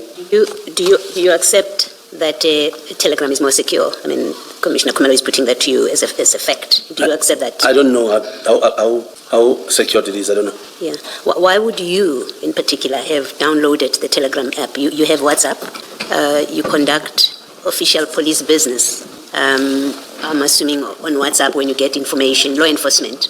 you have no problem doing that on WhatsApp. I assume you have no problem, like most of us, to talk about your personal and family matters on WhatsApp. We've also seen you discussing your transactions with Mr. Nku on WhatsApp. Maybe the question is, why would you have chosen to go onto Telegram at all, to have that app at all as a basis for communication? No specific reason, Chair. Maybe preference. Okay. Thank you, Commissioners. Then if we go to page 27. So page 27 is an analysis of the WhatsApps. Some of the messages are encrypted. They weren't able to access it because it's secured with end-to-end encryption. But the first block that has a message, that message is from Warrant Officer Pokungwane to you. And if you look at the timestamp, which is the last column on the right, you'll see 2021-07-09-0341. So 20 to 4 in the morning. He sends you the number. If you look at the body, the column that says body, he sent you Warrant Officer Mahane's number. And we know from your evidence that Warrant Officer Pokongwane couldn't assist you, and he then he referred you to Warrant Officer Mahane. But according to this, that happened at 20 to 4 in the morning already. Do you want to comment on that? No comment. What it means, Chief Mashaba, is at 20 to 4 in the morning, you already knew that you need assistance from Pokongwane and from Mahano. That's what this means. That as at this time, when you receive this contact of Mahano at 3:41, you already knew at that point that you are going on to this operation and you're going to need assistance. And what that means is your earlier evidence that you only met with Mr. Nku, and only when you met with him did you know you're going to need assistance, cannot be true. You knew at 3:41 in the morning. You reached out. You couldn't wait for the sun to come up. At 3:41, you reached out. Before, in fact, 3:41, you reached out to Pokongwane to say, I need assistance. So you knew what was going to happen. You're shaking your head. I only knew in the morning. That's not true. It's not true. It is false to say you only knew later than 3:41 when we have evidence here that at 3:41 already you had called Pokongwane to say, I need assistance. This document proves itself. It doesn't come from my mouth. This document says it is false. Your evidence is false that you only knew in the morning after speaking to Mr. Nku on the 9th. That's what the document says. Chair, it's totally unfair that something will be pushed through my throat, even if the authenticity of this thing needs to be investigated. I must just be told this is what happened. Just given a paper like this, I'm saying in the morning, just because I don't agree to this, it's a lie. I don't think it's fair. All right, let me reformulate. I'm happy to reformulate what I'm going to say and still put the same proposition that I'm making. Assuming this document is a true reflection of what it purports to be, that it's not doctored, it's not a false document, it's not a created document. Let's assume, for purposes of my proposition, right? From that premise, assuming that this information that says at 3:41 in the morning, Pokongwane sent you Mohane's contact details, assuming there's no question about the reliability of this document, and we accept on its face what it says. What it says, the 3:41 contact from Pokongwane would mean, maybe let me also choose my words carefully, would mean that your earlier evidence that you only got to know the details of this operation when you met with Mr. Nku, and it is only after he had given you those details on the 9th in the morning that you started mobilizing resources. It would mean that evidence is false.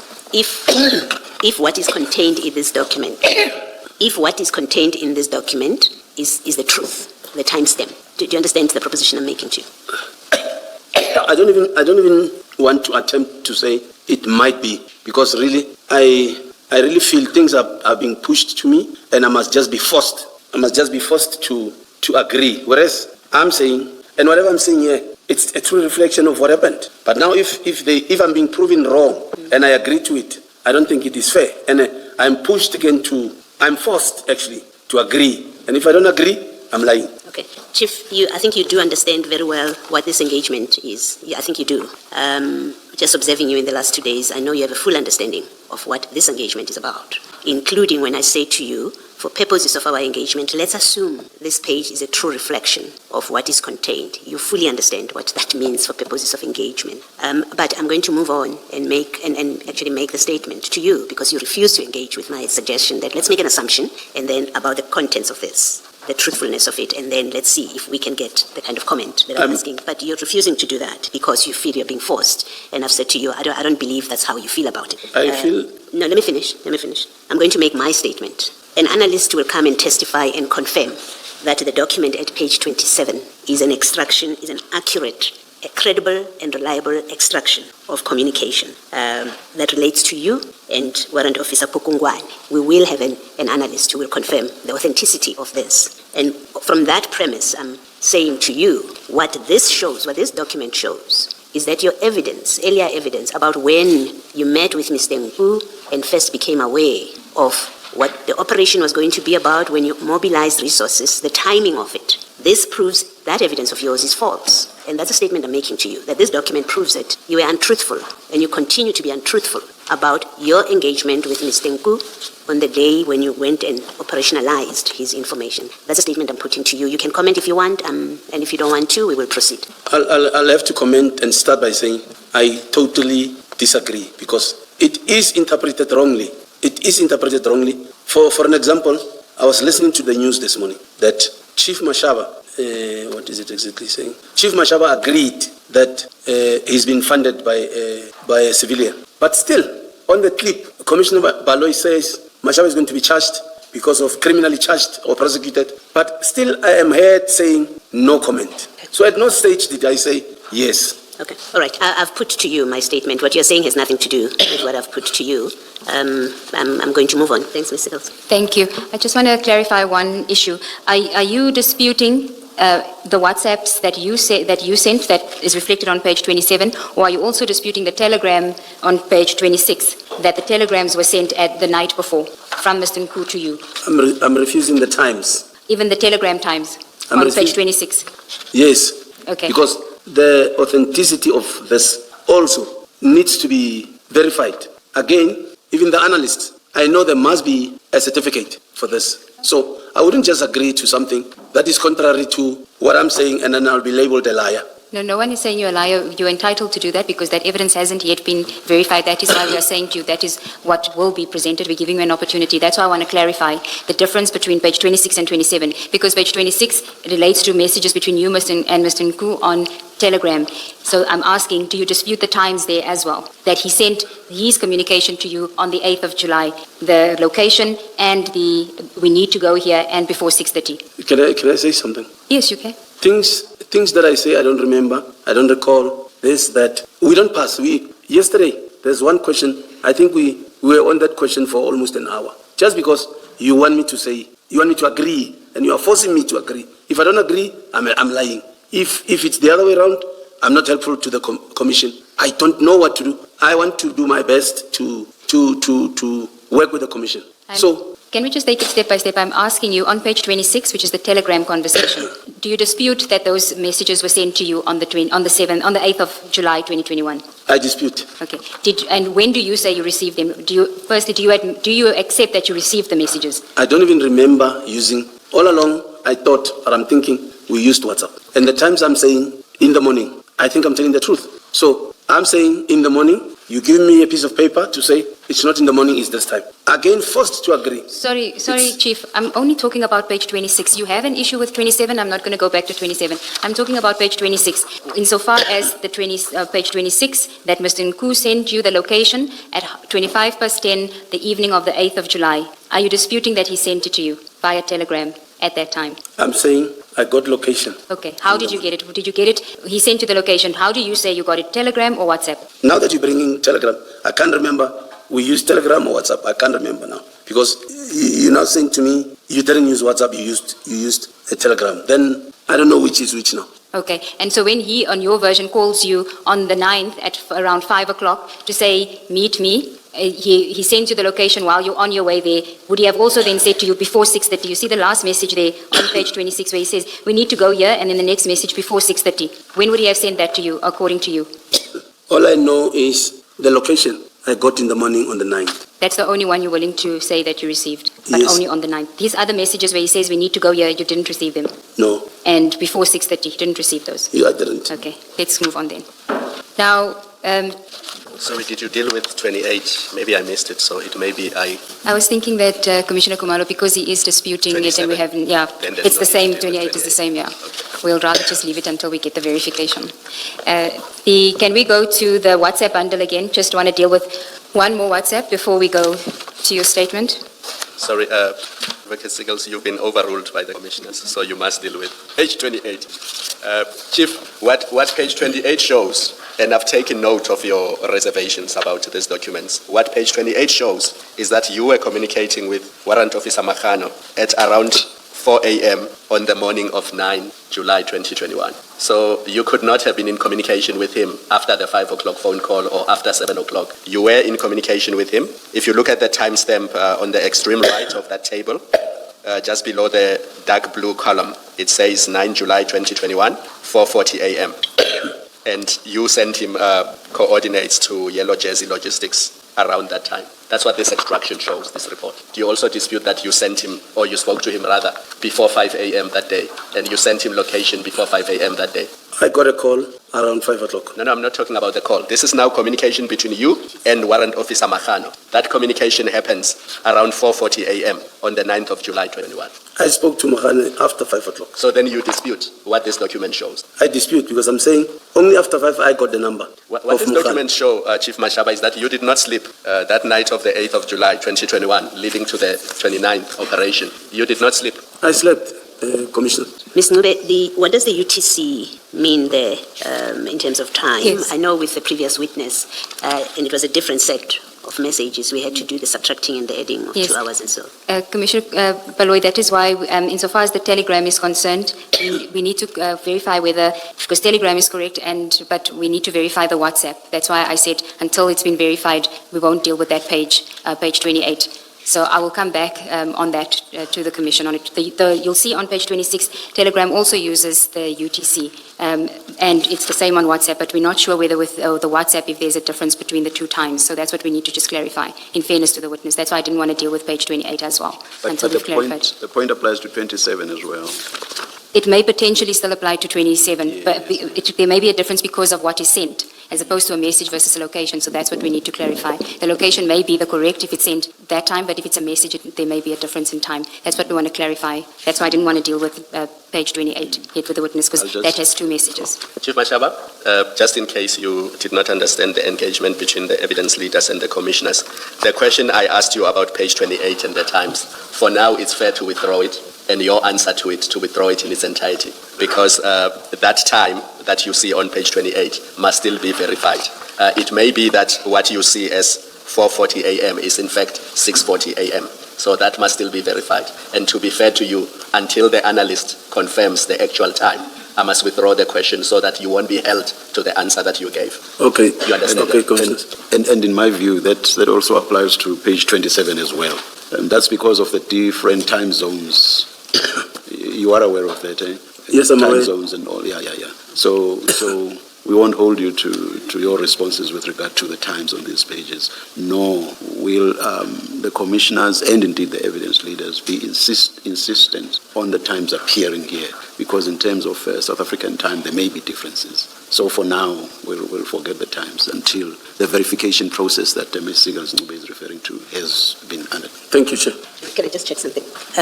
Chief, subject with that in mind, can I just check whether we are in fact that far apart? So the Commissioner Khumalo was talking to you about page 28, which records UTC 0440. So it says 25 to 5. If we add 2 hours, that will be 25 to 7. Does it sound like, when I say 25 to 7, does it sound familiar that would be the time you would have spoken to Makhano? No. To 7. You still say it's much later? No, because I know we left Yellow Jersey around 6 o'clock to Aeroton. So you spoke to him before 25 to 7. Is that what you mean? Yes. Okay. And then applying the same principle to page 27, your communication with Makhano, with Pukungwane, here it says 0341. If we add 2 hours, it will make it 0541. Does that sound right, that you would have communicated with him around the time, or you still say it was later than 0541, which is 20 to 6? As long as it is after 5, Yeah. I will agree. Okay. All right, thank you. And we should also make sure that the analyst is an expert with regard to the time as well, because the expert may be an expert with regard to telling us or downloading all of this and speaking Yes. just more the content and so on. Correct, Chair. Yes. But of course, this qualification doesn't apply to page 26, which is the telegram conversation. Insofar as that UTC may very well be correct, but even if it isn't, it is still inconsistent with the time. It's still Yes. at night. Yes, it's still at night. Either night or very early hours. Correct, Chair. Thank you. Can I then take you to the WhatsApp bundle so that we can deal with the actual scene and your participation there? But there's one trail of WhatsApps that I'd like to refer you to before we get there regarding Mr. Nku's knowledge when he then activates your involvement in this. You say you were not aware of who Mr. Nku's boss was. You didn't know what kind of business he was doing, correct? Yes. Okay. Can I ask you to go to page 49 of the WhatsApp bundle, which is it's CJC 274.1. Do you have it? Perhaps we can start on page 47 if you have the Can we not have bundle. this blown up? I'm going to refer you to the bigger, I just want to show the timestamp because the big picture doesn't have the timestamp. So page 47, if you will, please. This is again content that was obtained from Mr. Nku's phone, which is communication on Threem between him and who we've come to know as EB Boss Alpha. I'm going to refer you to page 47 and the messages on page 49, but to go to the larger images of that, if you can go to 324, page 324. Page? 324. Sorry, it's page 326. My apologies. 326. Just let me know when you have it. We keep our finger at 47, Yes. is it? 49, Chair. 40. Oh, 40. Do you have it? 326. Yes. Yes, I'm on 326. So on page 326, it's the same image that you see on page 49. And page 49 is just beneficial because it gives us the date of the data from Mr. Nku's phone. It's 1 July 2021 at 1924. So this is before the Aeroton incident on 1 July 2021. So on 326, this is the messages between him and Alpha. His will be in the green and Alpha is the white. Alpha says, I only got to know now. Then he says, but what is that container carrying? That's Mr. Nku. Alpha says, no idea, behind door. Then Nku says, boss, these people are really making our job impossible by the day. And in response to Alpha's message behind door, Mr. Nku says, please ask them, because if they loaded it on a car or anything that can be mobile from the container, it will be a bust, comma. And then he sends another message saying, boss, please tell the people that avoid any containers with metal or anything automobile. Only load goods or sugar. Anything that goes to Pier 1 or 2 is workable. Remember, there was a bust a week ago. Now we need to go offloading from trucks again. And he's got a surprise emoji. And then next one is call aborted. So he probably attempted a call. So he's saying, remember, there was a bust a week ago. The bust, what we think he's referring to, is the bust that occurred at the Durban CHC depot on the 22nd of June, 2021, which would be just over a week from the 1st when he has this conversation. And he's saying, now we need to go offloading from trucks again. And this is before he communicates with you about a truck that's carrying drugs from Durban to Johannesburg, and in respect of which he has photographs of these bags in a container. Were you aware of his involvement in this when he... I was not aware. I was not aware. You were not aware? You were not aware of any of this? I was not aware. Okay. And so when he activates you, when he gives you that information, can I just ask you whether you knew that he had engaged with you said you didn't know, but I just wanted to know definitively whether he had spoken to Lieutenant General Mfazi. No. Do you know who that is? Lieutenant Mfazi? Yeah. I knew after his death, or after he passed on. That he was did Mr. Nku tell you that he had engaged with him before? No. Okay, you didn't know about that? I didn't know. Okay, so you can see that the person that is giving you information about drugs in a truck that's coming from Durban to Johannesburg, in fact, is involved in this from the outset. He knows on 1 July 21 already that there's drugs that are going to come through. I wouldn't speak for you. Yes, I'm just trying to show you the person that you were dealing with at the time. He was not an informant that was trying to assist you with a lawful drug bust. Do you want to comment on that? To me, it was lawful. But here, as I'm saying, I cannot speak for you. But what he gave me was lawful. And I didn't even know it started somewhere. Why would you think that this time it would be lawful when every other time that he engaged you, it was for unlawful side hustle activities? I trusted what he told me. I trusted the information that he told me. So you trusted that this was not going to be a bust. You trusted that this was just another attempt by him to involve you in an unlawful side hustle. Because you've never done anything lawful for him. Why now this time? Unless you haven't told us about the lawful stuff you've done for him. So what's your question? Sorry. Why would you think that this time he's engaging you or he's asking you to assist him with a lawful drug bust? You're not correct when you say I have not done anything lawful. Please remind us what you have done that's lawful for him. Was it yesterday? I even forgot today, it's Friday. I spoke about the diesel, the information that he gave in Vereniging of diesel, that we did. What was that? Remind me what that was, because we don't have any record of it. I was asked either yesterday or the other day. Yes, you told us, but we also know that there's no evidence of that in the communication between the two of you. It's your say-so. So just remind us what happened in that. All I know is that you said it was within your jurisdiction. I didn't understand you to be saying that it was something that was lawful that you were doing, just that it was within Vereniging. But I may have misunderstood you. I was asked, yes. I was asked, did Nku give you information before? I said, yes, other information was out of my jurisdiction. I couldn't do anything about it. He gave me the other one of diesel in Vereniging. Okay, give us the details of that so we can follow up on that. What was it? Diesel and fake diesel or something. When was this? I'm not sure, but 2019 somewhere there, yes. 2019? Yes. Okay, what were the facts of that case? There was a fake diesel somewhere, an illegal depot in Vereniging somewhere, where I called the police to come and attend to it. And then the police called, I can't remember, the people that are dealing with those petroleum, whatever. Okay, and was the diesel seized? I don't know what exactly happened because I left it with the police, and because police were calling those people, I can't remember, I can't recall what are they called. They're the experts in testing the authenticity of this fluid. Who did you contact with? Did you make contact with in Vereniging? Was it Vereniging police station? Who did you refer the matter to? I can't remember who did I call, but I know that I left it with the police because police even said they also don't know how to deal with these diesel things. They'll have to call other people. Just, do you know if an inquiry was opened at Vereniging police station? Honestly, I don't know what happened to that case. So it will be a waste of our time to go to Vereniging police station and try to make inquiry. I think so, because I even myself didn't even follow up. Okay, so this was not one of those instances where you decide to go and do the seizure yourself, outside of your powers to do so? This was the diesel incident. This wasn't one of those incidents where you decided to act outside of your powers to go and do this bust. Yeah, you knew to refer to the police and not to have any further involvement. I've always called the police. If something is out of my scope or my area of responsibility, I'll refer it to the relevant people. That is the police.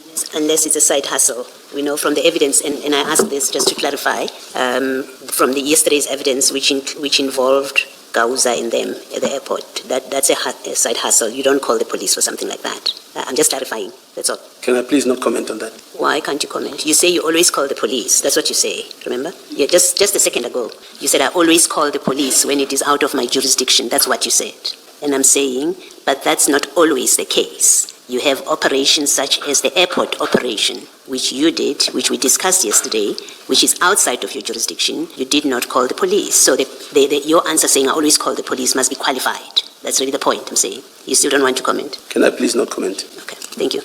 And it is surprising that you do remember the diesel incident with such clarity, except when we ask you for specifics as to who you referred it to. But when we ask you about the airport stuff, where there's actual contemporaneous recordals of what you're discussing, it doesn't jog your memory. So can you see how implausible it is that this diesel incident could have actually happened, the fake diesel incident? There's no record of it in the WhatsApp conversations between you and Mr. Nku. You can't tell us who you referred it to. And when we ask you about stuff where there is contemporaneous reporting, you have amnesia. Do you want to comment on that, Chief? No comment. Okay. Sorry, are you moving away from... You had asked a question about page 326, and I'm not sure. Maybe let me ask my own question. Please go ahead, Commissioner Valoy. Which is really more... I think it's more a formulation of what you asked to see if we can get a better answer. Chief, you were referred to that WhatsApp exchanges...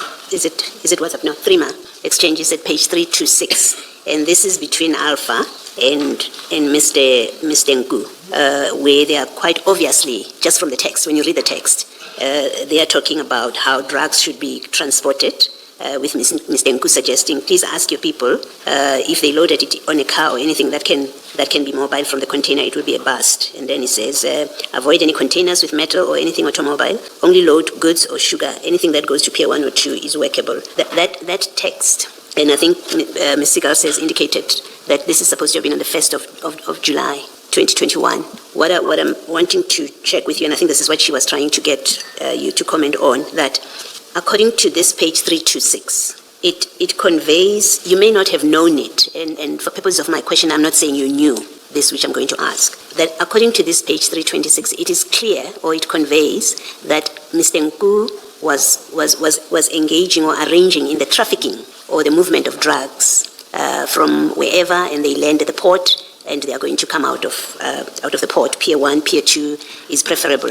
That's what this conveys. I know you said you can't speak for him. I'm not asking you to speak for him. I'm saying this page conveys that he was in fact part of the trafficking of whatever drugs he's talking about here. Do you accept that's what this conveys? You may not have known it, but now as you're sitting there and you're looking at this page, I'm asking you to whether you agree that's what it conveys. And I'm asking you to comment about it in that way, because I want to suggest that you may well, subject to what Mr. Nku says, he may well have been using you to participate in his drug trafficking without your knowledge, even with that operation on the 9th of July. That's what I want to conclude with. When I say, when you look at this, it seems to be clear that he was part of a scheme of trafficking drugs into the country.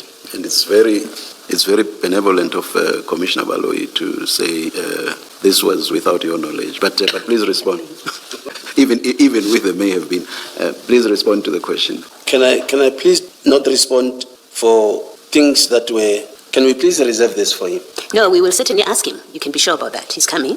We will ask him. All I'm doing is saying to you, and if you choose not to respond and that's your final answer, it is what it is. But I will then put to you what I say this conveys. And he will come, maybe he'll say, I'm wrong in my understanding of what this. But what I'm putting to you is, or what I'm proposing to you is page 326 clearly records and shows that Mr. Nku was involved in a process of arranging for the importation and transporting of drugs into the country. I'm saying that's what 326 says.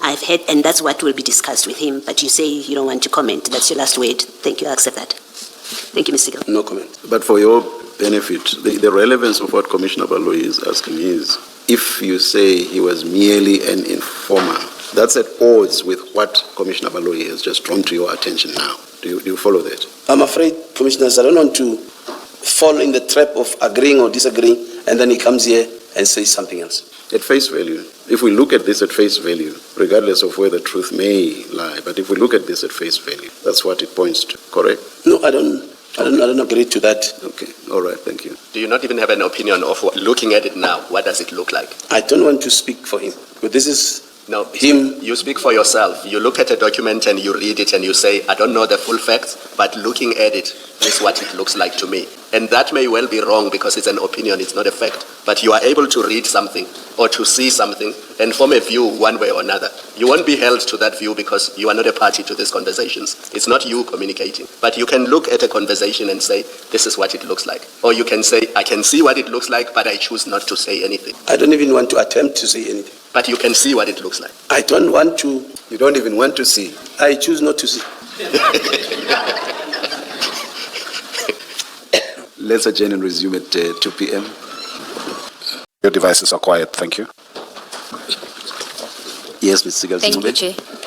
Chair. Chief, can we go to your statement and deal with your involvement at the scene on the day of the bus? We've dealt with when you received the information, and now I want to deal with after you've been informed about involving Warrant Officer Mahade, and you go to the scene. I just wanted to find out from you, when Warrant Officer Mahane was suggested to you as a replacement for the person you actually wanted, did you get any details about his experience, his speciality, and his ability to assist with this kind of operation? When he... Yes. When Warrant Officer Pokongwane was not available, and he recommended Warrant Officer Mahane, right? That's what happened, correct? Yes. He recommended him. Did you tell him what kind of person you needed for this operation? So speciality, somebody that's involved with drug busts. What information did you give him No, about I the kind didn't of tell person? You didn't tell him? I didn't tell him. I expected that he would give me somebody who works with him or who works like him. And He is a detective, so I was expecting he will give me like a person relevant to him. Well, did you ask him for somebody like him? No, I didn't. I only asked for assistant. Okay, and when the person that he recommended, you had never worked with that person before? No, I've never worked with him. And why did you consider that person to then be somebody that you could trust to assist in this operation? like I'm saying, because Pokungwane recommended, I maybe jumped into that conclusion to say he is equal to the task. It's not about him being equal to the task. I'm talking about the trust factor, because you say that that Nku said to you must be cautious because high-profile officials or high-ranking officials could be involved, right? So that is why you don't involve your boss or anybody senior to you. I want to know, on what basis do you then go with somebody that you've never worked with before and think that this is somebody who may very well actually inform a high-ranking official about this bust, which is something you were told not to do? I trusted what Pokungwane would recommend to me. Purely on that basis? Yes. Okay. So you... Can I just ask? If Pokungwane doesn't know that this is a drug bust, surely he could have recommended just anybody, and you could never fault him for giving you the wrong person who then ends up taking the information to the seniors that Nku was concerned about, that you and Nku were concerned about. So the question being asked really is, you say in your testimony this is a sensitive operation that had to be kept away from others because because people should not be trusted, and yet you are prepared to bring onto the operation someone that you have no way of knowing where they sit. In terms of they could alert the seniors. And it is a risk you take because you don't tell Pukungwane, this is what this operation is about. I need someone that you trust, that they will not be compromised, or they will not compromise the mission. You just say, I need assistance. I think what Ms. Segeels is asking really is, how do you reconcile that? Where you ask without telling Pukungwane what it is about. You accept whoever he gives you. He doesn't know what you're looking for, according to you. How do you reconcile that with your explanation why your superiors, why you didn't inform your superiors? Because you do give us an explanation. That's really the thrust of it. How do you reconcile that kind of conduct? In our line of work, let's say somebody is looking for assistance from Mashaba. If you don't get Mashaba, you know what Mashaba is capable of. If you don't get Mashaba, I would also refer you to somebody that I know I can also work with. So I wouldn't recommend somebody that I know not trustworthy, but let me say competent. In our line of work, I would say I know this guy can do the job because I cannot do it. Please go and assist Mashaba. That's how we work in our line of duty. So which line is that? Because as we've established yesterday that you have two lines of work. One is the official and the other one is the side hustles. Which line of work are you referring to? The line of work of side hustles or the line of work of official channels? We are official commissioners. Can I ask about procedure? But before I do that, Commissioner Baloyi had a follow-up question. I'm moving to a different one. It wasn't so much a follow-up, but it was just to clarify what I'm asking. Maybe let me do that. So Chief Mashaba, I'm not asking so much about his competence. How did you know you'll get a competent person? That's not my question. My question is, your first move, once you got the information from Nku, your first move was informed by the sensitivity, how to treat this information, this operation sensitively, because you've been told that there are senior officials that have an interest in this, and for that reason, you didn't inform your superiors, you proceeded quietly the way that you did. So there's that evidence, right, from you? Yes. But when you ask Pukungwane for assistance, you don't tell him that the operation involves drugs, even if you don't mention drugs, you don't say to him, this is a sensitive operation and I don't want it to leak. You don't do that. Give me someone who will not give me that problem that I'm concerned about. You don't do that. So you just say to Pukungwane, I need assistance. He says, I can't help you. And then he gives you somebody to help you. But you don't know who Mohane is in the concern that you have. So the question is, but how do you reconcile that you started off quite sensitive about who gets to know about this mission, and then when you now ask for assistance, you don't alert the person you're asking for assistance from that this is sensitive because of ABCD, so if you give me anyone to help me, it has to be somebody that you know is not compromised, will not compromise the sensitivity of this mission. So they look like irreconcilable positions. So I'm asking, how do you reconcile what looks like completely opposite ways of conducting the sensitivity yourself about the sensitivities in this operation? No, the sensitivity part I mentioned to Pukungwane. Please treat this very discreet. It's sensitive. Come and assist. No, I can't come because I've got this problem. Okay.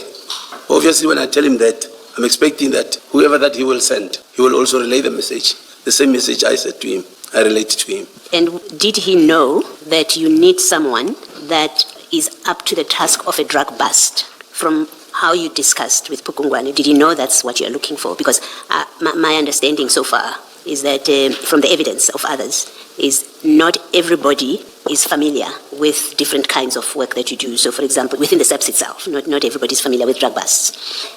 So how would Pukungwane have known that he has to give you somebody who is familiar with that kind of operation? What did you say to him that would have familiarized him with the nature of the mission and therefore the kind of recommendation that he makes to you? Number one, I wanted somebody in the area. Number two, I know, even if Pukungwane knows he can't do, I know he will know somebody that can do. So he would come, look at the situation, like I did. Come and look at the situation and say, no, this one, maybe, I need so and so. That's how we operate. Thank you. Just a sequence and procedure. When Advocate Ncube asked you, why did you not alert other authorities, you said the information was verified in the morning. So let's focus on the period after the information is verified. Don't tell us where you live, but am I correct that the suburb where you live is in the Alberton area, so not far from the Alberton police station? It's not far, yes. Yes. And when you say in your statement that you decided to engage in a process of intercepting the truck and to have it searched, you say that in paragraph 5 of your statement. So intercepting a truck and searching it, that's a normal police operation, correct? Yes. Yes. And what was your reason for not going to the Alberton police station and to say to them, look, I will be conducting a search operation in your area of jurisdiction. I cannot give you the details because it's sensitive. I don't want people who may compromise the operation to compromise it. Just so that it's recorded in the books of the police. And at the very least, there's an entry or an inquiry dealing with the operation that you were about to carry out that day. Maybe looking at the time, Commissioner, it wouldn't allow me to go to the police station and come back. I might go there and it leaves. So no, but Nku is there. He's telling you that I'm here, the truck is there. So if it leaves, he will tell you that the truck is leaving. You told us that Nku was already there, and he told you that this is the location, the truck is here. You are in Alberton, your suburb. From your suburb to the Alberton police station, I don't think it's even 2 kilometers. again, I'm being careful also as to who do I involve. So you did not want Alberton police station to know that you were engaging in this operation? Not necessarily that I didn't want to know. You know, if in an operation, things happen so fast. It happens so fast that you think of the operation, you think of the safety, you think of the agency, you think of a lot of things. Chief, the operation has not started. You are at your house in the Alberton area. That suburb where it is and where the Alberton police station is can't be 5 kilometers. It's a short distance. Nothing stops you in 5 minutes to go to the Alberton police station and to say, I'm a traffic officer. I'm not a policeman. I'm a traffic officer. I will be conducting a search and seizure in your area of jurisdiction. The details are sensitive because my source says I must not disclose it to people who may compromise the operation. Just so that the station commander is aware that there's a traffic officer who is in his jurisdiction conducting what is essentially police work. The station commander is also senior. So he might be one of the people that I might not make away. So even if you don't give him the details and you just say, I'm conducting an operation due to its sensitive nature, I cannot disclose the detail. But so that you know there's a traffic officer in your area of jurisdiction who's conducting a search and seizure operation. Are you saying you couldn't even do that? How commanders work, even myself, I know I would want to know. It is sensitive? What is it? Remember, you are expecting my station's assistance. As you should. Yes. Because this is not a traffic police operation. Let me ask you one last question. Are you familiar with the Roads and Road Traffic Provincial Act of Gauteng? New Lipicarboam AP Plus Max, 72-hour dry skin relief, from 0 to 100 years old. Which act? Gauteng Provincial Road Traffic Act 10 of 1997. Sorry. It's a simple question. Are you familiar with it, yes or no? I am, yes. And am I correct that this is the statute that regulates what traffic officers in Gauteng are supposed to do or are allowed to do and not allowed to do? If I'm wrong, you can say I'm wrong. We can move on. No, I'm aware. I am correct. You are correct. And you have it in front of you. Am I correct? Go to section 10, please. Yes. Do you see that the heading to section 10 says powers and duties of a traffic officer? Yes. And since you are familiar with this, is there anywhere there where it says you can go? Is there anywhere in section 10 where it says traffic officers can go to a private facility such as a warehouse and conduct search and seizure operations? This is a Road Traffic Act. I'm using Criminal Procedure Act as a peace officer now. Chief, Chair has already engaged you about the Criminal Procedure Act. I'm not going there. This statute says, Section 10, powers and duties of a traffic officer. Do you see the heading? Yes, sir. And then it sets out what the powers and duties of traffic officers are. Now, is there any way in that section where it says a traffic officer can go to private premises of a business and conduct a search and seizure operation? No. Can I just ask, you said to Commissioner Khumalo that even your commanders are not to be trusted. When you say, and I don't mean necessarily your direct commander, I didn't understand you that way, but you were talking about the senior people, that even those that are commanders are not to be trusted. Now, how and why would you have known that you can trust Warrant Officer Pukungwane with this mission? Because now your evidence is you did tell him it's a sensitive operation, so he understood that it's something that he must keep to himself. How did you know that you could trust him with that? Well, Pukungwane, I can say he also stays in my neighborhood. Yes. We also form part of neighborhood watch or neighborhood patrol.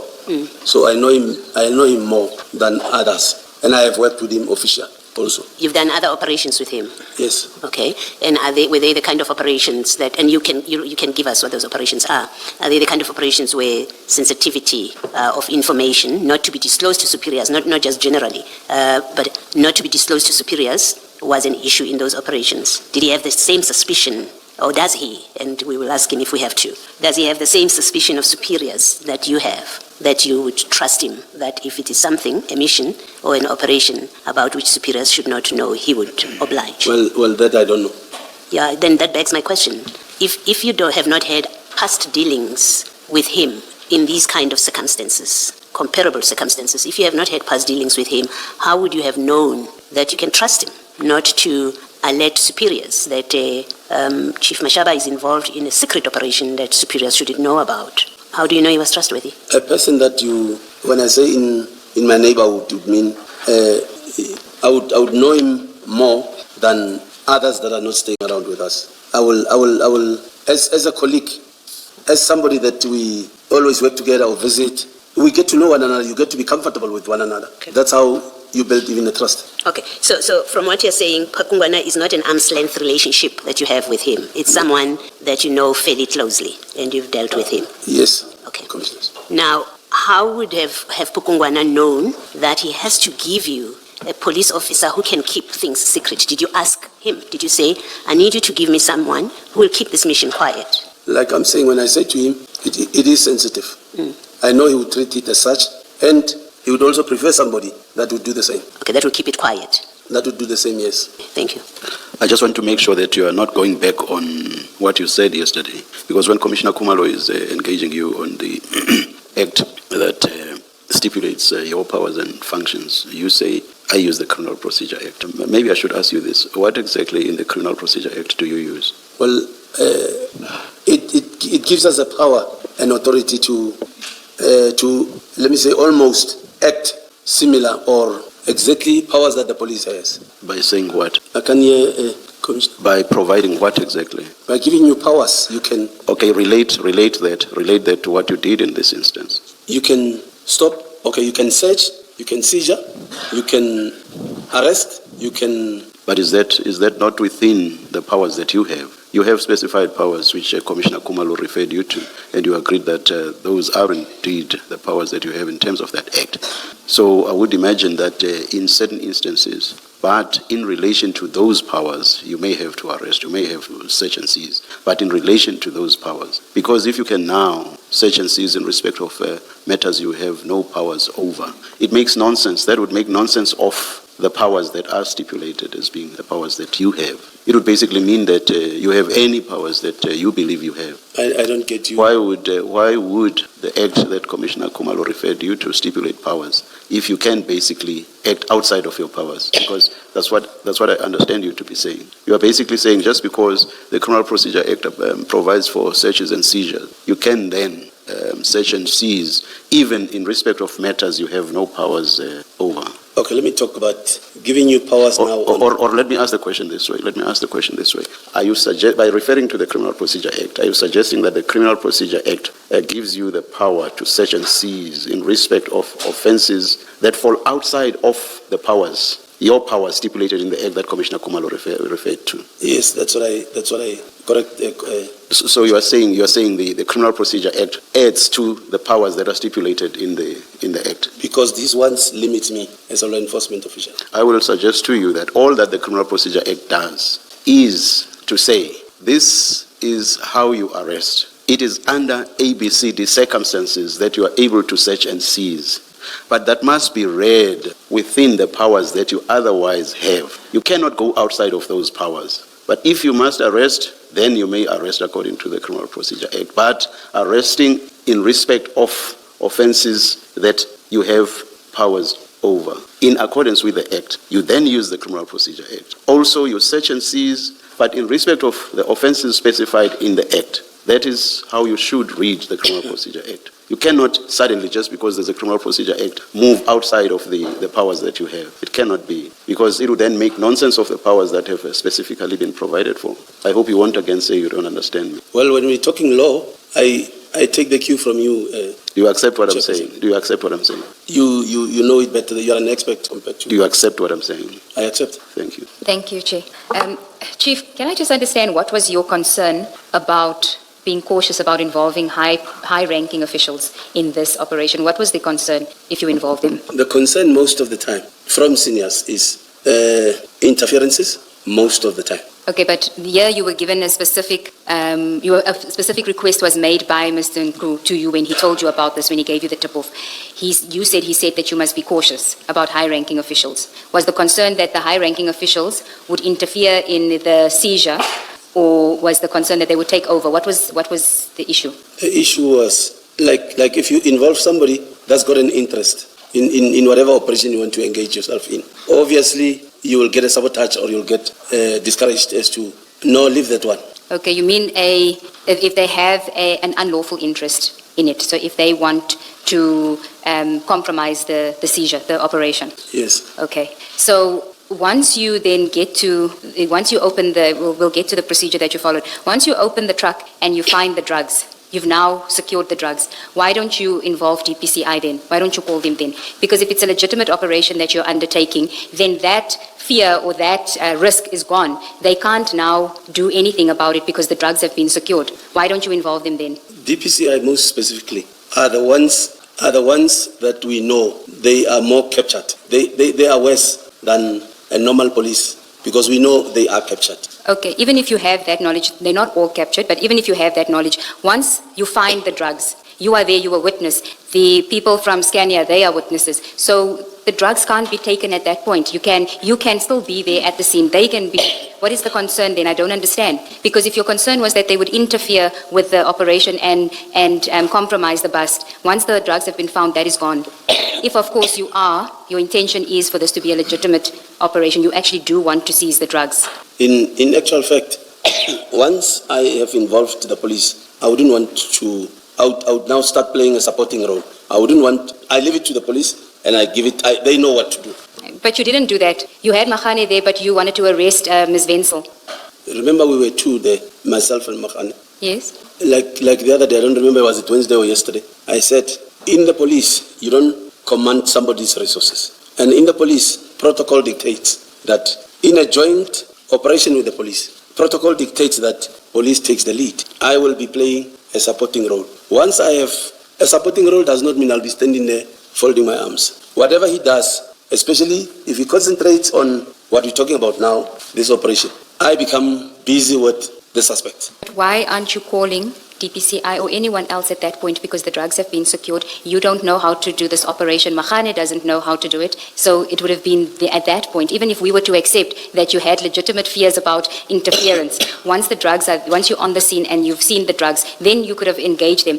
But that is only if it was your true intention to actually seize these drugs in order for it to be taken to the police station, for it to be processed. If, however, it was part of your side hustle, then you would explain why you wouldn't want to get anyone else involved and why it was only you and Makhane, because you thought because Makhane is being recommended by Pokongani, who was your original person, that he would also be in on the deal. That would be the only sensible thing to conclude as to why, as soon as the drugs are secured, you don't involve anybody from law enforcement. Like I'm saying, once I involve the police, I might have maybe a big mouth standing there, but I leave everything to the police. They know who to call, what to do. They know exactly that is the area of expertise. You're saying it was for Mahane to do all of those things. It's now his operation. Because when you open the container, it's just the two of you. Are you saying at that point he's in charge of this operation? He is in charge, yes. And what does being in charge mean at a scene? Because I imagine it doesn't mean every law enforcement official who's there can choose and decide what to do. Otherwise, there's no in charge, if all of us can decide what to do. So maybe just unpack for us, what is to be in charge at a scene like this when there's the two of you at that point? You take accountability, you take control of the scene. How does it take accountability of your decision to arrest a person if that person should not have been arrested, is what I'm trying to understand. That he doesn't seem to direct you. You say, I'm at the scene, I also get to do stuff. So if you do something wrong, how does he take accountability for it if he's not in charge? You are both in charge, it seems, on your account. No, I cannot be. Like I'm saying, in the police, you don't command somebody's resources. Yes. And when we are jointly working in an operation, they take the lead. Yes. I'm being guided by them. But he didn't guide you in the decision who to arrest. At least I've not understood that to be your evidence that you caused the arrest of somebody because Mahano said that. And hence my question, that it seems you, and you keep using the word joint operation, which seems to be consistent with saying, well, he does his bit, I do mine. We both do what we think is right on the scene. And if that's your evidence, that is your evidence. I'm just trying to understand that was Mahano in fact in charge of the scene? You say he was in charge. And then I say, well then, how do you explain your independent actions on the scene, including the decision to place somebody under arrest, if Mahano was in charge? Yes. Myself? Yes. If he is in charge, it's not like I am divorcing him for him to do everything while I'm there. Arresting, I don't need his permission, I can still do if there's that reasonable suspicion. Even though you're not acting under his direction, you say a traffic officer like you has the authority on that scene to effect an arrest. That I can do. Acting independently without it being directed by the SAPS. Yes. Thank you. Can I just, your response to Advocate Ncube that because DPCI is captured, you made the decision that you don't want to involve them. It's not up to you to decide that because I'm reading Brigadier Shibiri's affidavit. He says, when you called him that day, he told you that the investigation of level 3 drug trafficking matters resort under the DPCI. So this is the function of the DPCI because this matter involves drug trafficking. It's not up to you to say DPCI won't be involved because they are captured. DPCI, okay, me knowing, not all obviously, it cannot be a blanket statement to all. Most of them, we know, it's a no-no. But if it's a matter that resorts under the DPCI, it means you have a responsibility to inform the DPCI. You cannot say it resorts under them, but I choose not to do it. You simply cannot do that, and I will leave that there. I want to ask you these questions. Do you have any training, or have you ever conducted a bust that involves opening containers? No, I don't have commission. Do you know what process has to be followed before you open a container? I don't know. Do you know what you must do with the seal when you open the container? Do you know what must happen when things fall out of that container while you are opening it? No idea. Now, what prescripts that is used by the traffic police governs the opening of containers? Hence, I didn't open. But you instructed people to open it. What prescripts governs that process where you can instruct the owner to open? Because you say in your statement, you took a decision to go and search the container. You say that in paragraph 5 of your statement. It's not Mahano who said, I'm now a policeman in charge, let's go and search. You say you took the decision. Now, what legal instrument or what document that is used by the traffic police governs that process and guides you in terms of what you do when you get there? You must take the photos of the seal, for example. You must take the photos of the container before it is opened. You must take the photos of the container after it is opened. You must take the photos of the objects as they fall down. What prescripts or document governs that process and is used by the traffic police? I might not know exactly, but under normal circumstances, let me say myself now independently, as a traffic cop, stopping you on the road.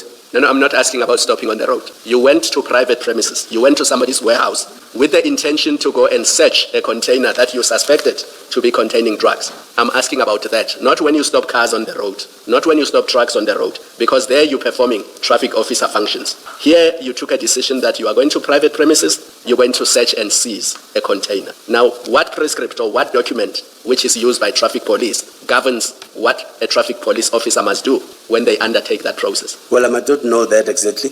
Like I'm saying, if I am there with... And please don't tell me about what you do in the street. If there is no document, you must say to me, I don't know that there's a document and I've never seen one.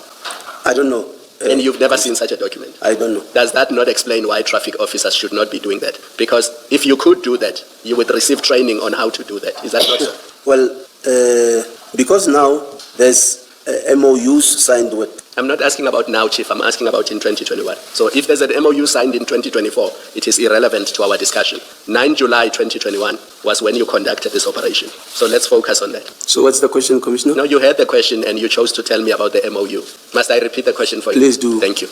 Does the fact that you don't know of any prescript not indicate to you that traffic officers are not supposed to do what you were doing? Yes, we're not supposed to do, especially because, like I'm saying, I will call the police. And people that knows better than I do. And here we know you did not call the police. What you called was somebody to tag along with you. What you called was somebody from Zonkizizwe to tag along with you, to legitimize what you were doing. Because Mahana was not in charge of this operation. He was following your lead. I didn't even know that Mahana is from Zonkizizwe. But was he following your lead or were you following his lead? Who was leading?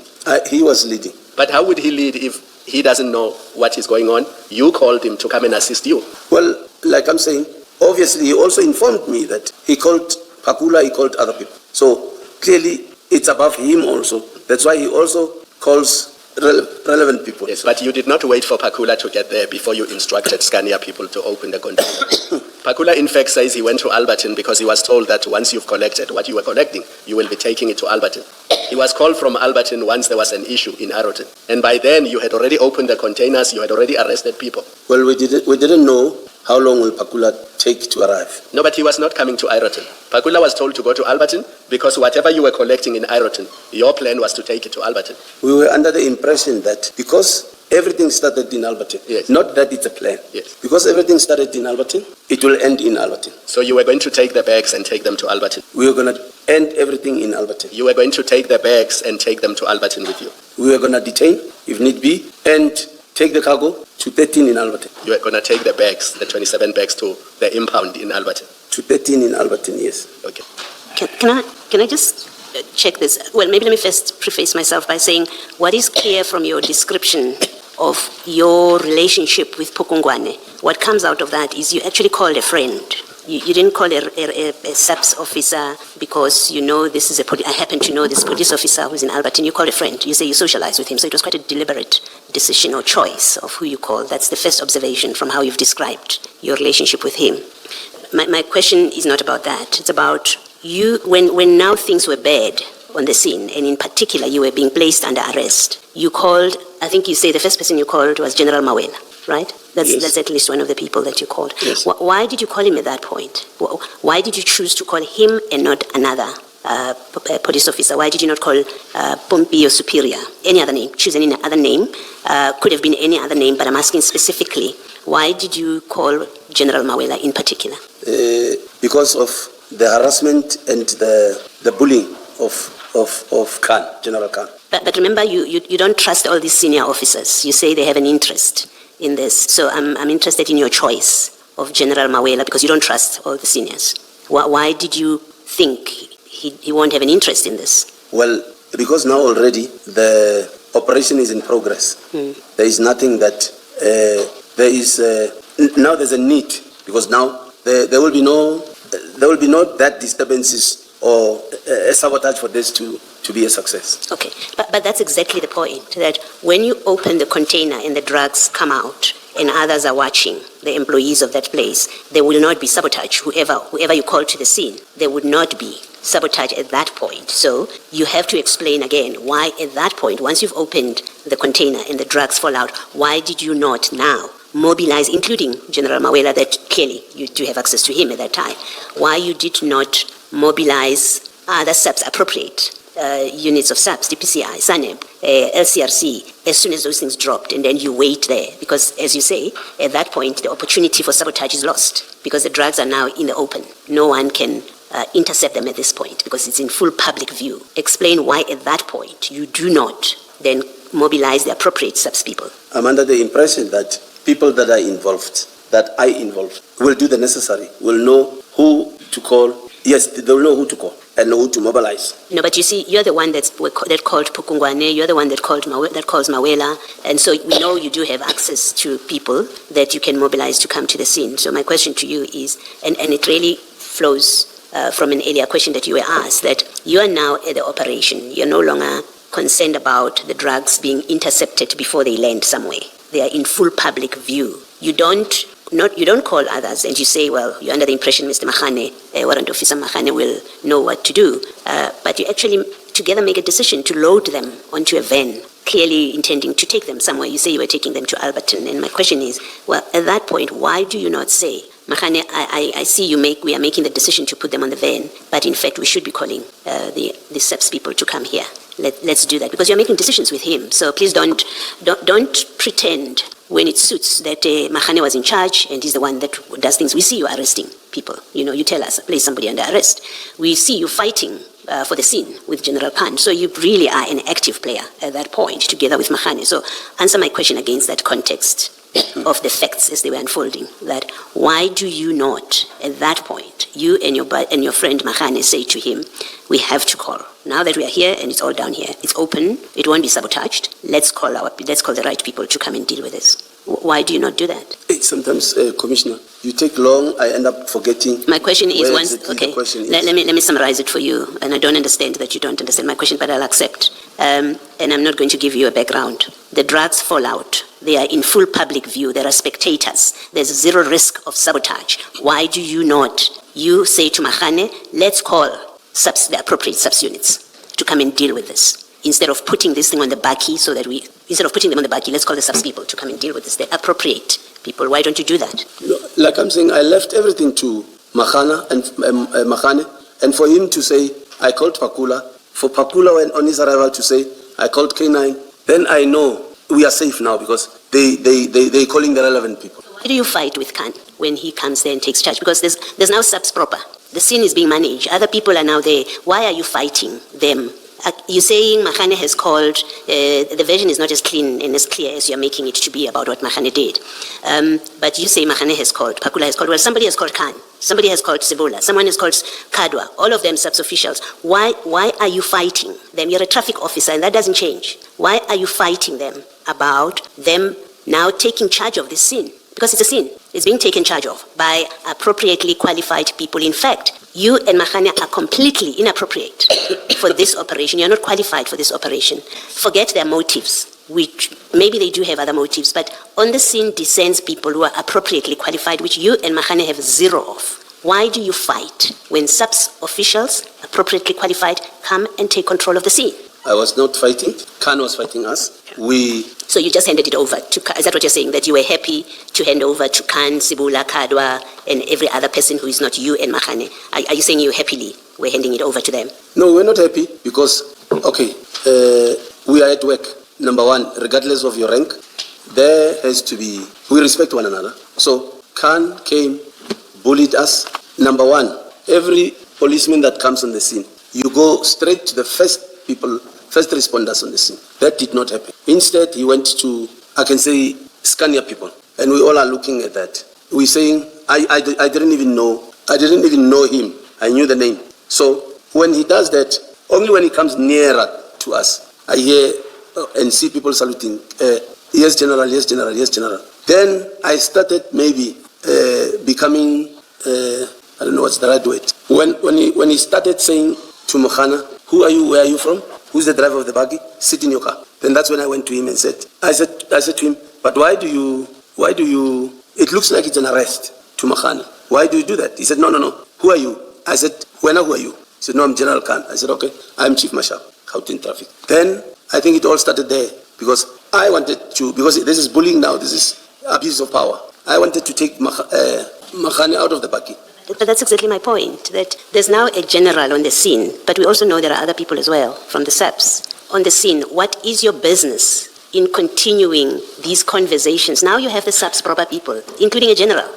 What is your business to carry on activity, including trying to get Mahane out of the buggy? What business is this? It's a SAPS operation. It's not a traffic department operation. It's a SAPS operation. You want to continue to be active to a point of wanting to take Mahane, who you think is under arrest. You want to take him out of that arrest, which has been ordered by a general. It's that problem that it's clear that, to me at least, that you had a far greater invested interest in this than just a traffic officer who happened to get a tip-off, now we know from a friend, who called his friend to assist him find a Mahane who, with respect to him, is completely helpless about this. He's never done this. He's a desk person.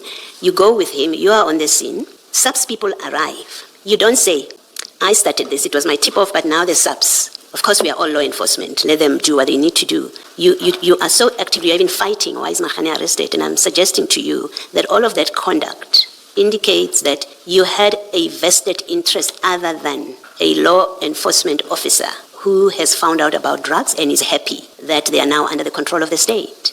That's the impression I have about you, that you had a far greater interest. If you have any comment, you can comment, but that's my view about your conduct here, that it went beyond just everyday traffic officer or law enforcement activity. Like I'm saying, sometimes you take long, and I really want to comment. Yes, you can. It means you heard me. You can comment. Number one, like I said, regardless of your rank, we respect one another. Can I please stop you? And I don't mean to be disrespectful. Please do not repeat what you have said. It's on record. And I remember it clearly, and we will read it. So do not repeat it, but please comment freely. I've heard you. You said when the police arrive, regardless of rank, you ask who is in charge, who is who, people introduce themselves. We've heard all of that. Please do not repeat it. You can comment if you have anything else to say. No comment. Thank you. Ms. Segeels? Thank you, Commissioner. Chief, why was Mr. Nku at the scene? Why was he going with you from Yellow Jersey to Aeroton? Well, Mr. Nku asked me that, will it be a problem for me to accompany you guys? Because other informations that I gave to other people, I get to be told they were unsuccessful, or I get to be told stories or excuses. Can I come with you guys? I said, I don't see this as a problem, because I know I have worked with a lot of police that comes with their informers. The only thing I said to him, please make sure you sit in your car and you don't participate. So I think by me saying that, I think I did the right thing, or I contained him, and because he did exactly that. Does it mean he did not trust you? I mean, in spite of your long relationship with him, if his concern is, as he says in his statement, exactly what you're saying, does it mean he didn't trust you, that you will get these drugs to the police, SAP 13? He trusted me, hence he asked, can I come along? I said, no problem, provided you sit in your car and not participate. If he trusted you in the way you say, then that behavior doesn't make sense. If he trusted you, if he didn't suspect that the drugs may disappear once you've got them. Because remember, it's just the two of you at that time, you and Sergeant Warrant Officer Mahane. If he didn't trust that they will not disappear, because you say his concern was drugs disappear on his tip-offs, then it doesn't make sense if he trusted you that he would want to be present in your bust. Doesn't make sense. In fact, it indicates one of two things. He didn't trust you, which would be a surprise because you have this long history of transactions that you are doing together. Or the alternative is he was there not for the reason that you're telling us, but for a different reason, which you're not disclosing. Do you want to comment, or do you have any comment? You can comment, actually. Let me say, if you want to, you can comment. You don't have to. No comment. And were you aware that he had taken photos of the scene while he was there at the scene? I'm not aware. Okay. Can I ask you to go to the WhatsApp bundles just to show you the WhatsApp exhibit bundle, page 51? Page? 51. You may just have to zoom in on the last photo. You can't really see it. Do you see the third photo, the last one on page 51? Do you have it, page 51? Yes. And do you recall that was the truck? Yes. Yes, that was the truck, right? And the yellow one? Yes. Okay. And if you look at the date, 9 July 2021, and it's at 8:43. Yes. He was taking photos of the scene. And then if you go to page 52, if you zoom in on the first image, it's taken at 9 o'clock on the same day, and you can actually see a police van next to the yellow truck. You see that? Yes, I see it, Commissioner. And the second photograph as well, the next one. And you can see he's sitting in a vehicle because you can see the mirror. He's taking that photograph. Oh, yes, I can see. Okay. When you arrive at Yellow Jersey Logistics, they won't allow you access to the container, to the truck, because you don't have the necessary paperwork, is what you're told, correct? Told by who? By Yellow Jersey Logistics. We didn't have any difficulty. Okay, what was the difficult? Why couldn't you access the truck then? Well, sorry, I can't hear you. When you got to Yellow Jersey, Yes. why couldn't you access the truck then? What was the reason given to you by the people in Roykop for you not to open the container? No, they said, what if you open here and then we get in trouble with the client? Rather, preferably, go and open it at the client. Yes, but the reason why they wouldn't is because you didn't have the paperwork, so they couldn't open it then. It wasn't about necessarily the client. You needed to have a search and seizure warrant at the very least, right? It says that you didn't have the necessary paperwork in the statements. Well, they didn't tell us that. Oh, they didn't tell you that? No. So they told you, we are refusing police officers, because Mahane was a police officer, we're refusing a police officer from searching a truck where they suspect drugs in there because the owners, we're going to get in trouble with the owner. That's what they tell you. They didn't refuse. So why didn't you just access it then? Because according to you, time is of the essence. This is a drug bust. You don't want any interference. Why not seize it at the first opportunity? They advised. We also advised because we could see in their eyes that we don't look genuine in their eyes. We also advised that give us escort. We will go to the client with your escort. So you say you didn't look genuine in their eyes. What do you mean by that? Well, you know. No, I don't know. You know. No. I have not said you know what you are. Continue. There's a lot of bogus cops operating. So they can see a Golf 7 that is grey. We are not in uniform. Even the cards, the bogus cards, they look more authentic than originals. So if somebody suspects or don't believe that you are a cop, we know a cop and a criminal, how do they look? We know. The criminal will always be in a hurry. But in this context, weren't you bogus cops? Because didn't you tell them that you were crime intelligence officers? Told who? Jolene Wenzel at Scania. No, people that want to defend themselves would say anything. So how do I say to a person, I'm crime intelligence? I know for more than 2 decades at work. I know you cannot identify yourself wrongly. I know. Well, you would do it if what you were busy with was not official police business and you didn't want to be identified, which seems to be a consistent theme from all the other witnesses who did statements, that there was either a reluctance to properly identify yourself, or when you did identify yourself, you said that it was crime intelligence. If you go to the docket exhibit bundle, I just want to show you the statement of Jolene Wenzel, because her statement is prepared on the day at 1 o'clock in the afternoon. So if you can go to the docket exhibit bundle, page, I think it's 267. Somebody can just assist him. The docket exhibit bundle. Is that page? Page 267. It's the one that says can't disciplinary. It's 267. Mr. Dube, while they are looking at it, can you please deal with 145 as well? 395. No, it's page 267. If you just go to page 271, you will see that this statement was deposed to on the 9th of July, 2021, so the day of the incident at Aeroton at 13:20, so the same day. And then if you go to page 267, I'll read from paragraph 2. She says, on Friday, the 9th of July, 2021, at 7 o'clock, I reported on duty at my workplace on the above address. At about 8 o'clock, I received a phone call on my cell phone from Clinton, who is a manager at Yellow Jersey Logistics. They transport containers for us. Clinton informed me that his driver arrived at his yard with container number, and she mentions it, and the seal number. 3, he was with 2 males who were driving in a grey VW Golf, that's your vehicle, and they have introduced themselves as police officers from crime intelligence. He said this gentleman introduced cards, and he asked them if they have the SAPS container stop form, because this is normally the procedure followed when the container, when stopping a container. Then at the next page, 268, she says, they told him that they don't have the paperwork. Clinton then told me that he told them to escort the container to the client in Aeroton, and that's where it will be opened. I said, it's okay, I will wait for them. A few minutes later, Clinton phoned again, informing me that his driver called him and notified him that a BMW black in color and a black Nissan Bucky is also following the truck also. And then if we can go to the next paragraph, I then phoned Cornelius Viljoen, who is the workshop manager, to inform him of this incident. At that time, he was not on the premises. He was at Scania at 8 O'Connor Road, Aeroton. I panicked from what Clinton told me, and I decided to also phone 10111 from the office landline. And then just skip a few paragraphs. At paragraph 9 on page 270, the tall police officer further said that myself and Cornelius, including the driver, that we were under arrest. That's consistent with your evidence that you told them they were under arrest.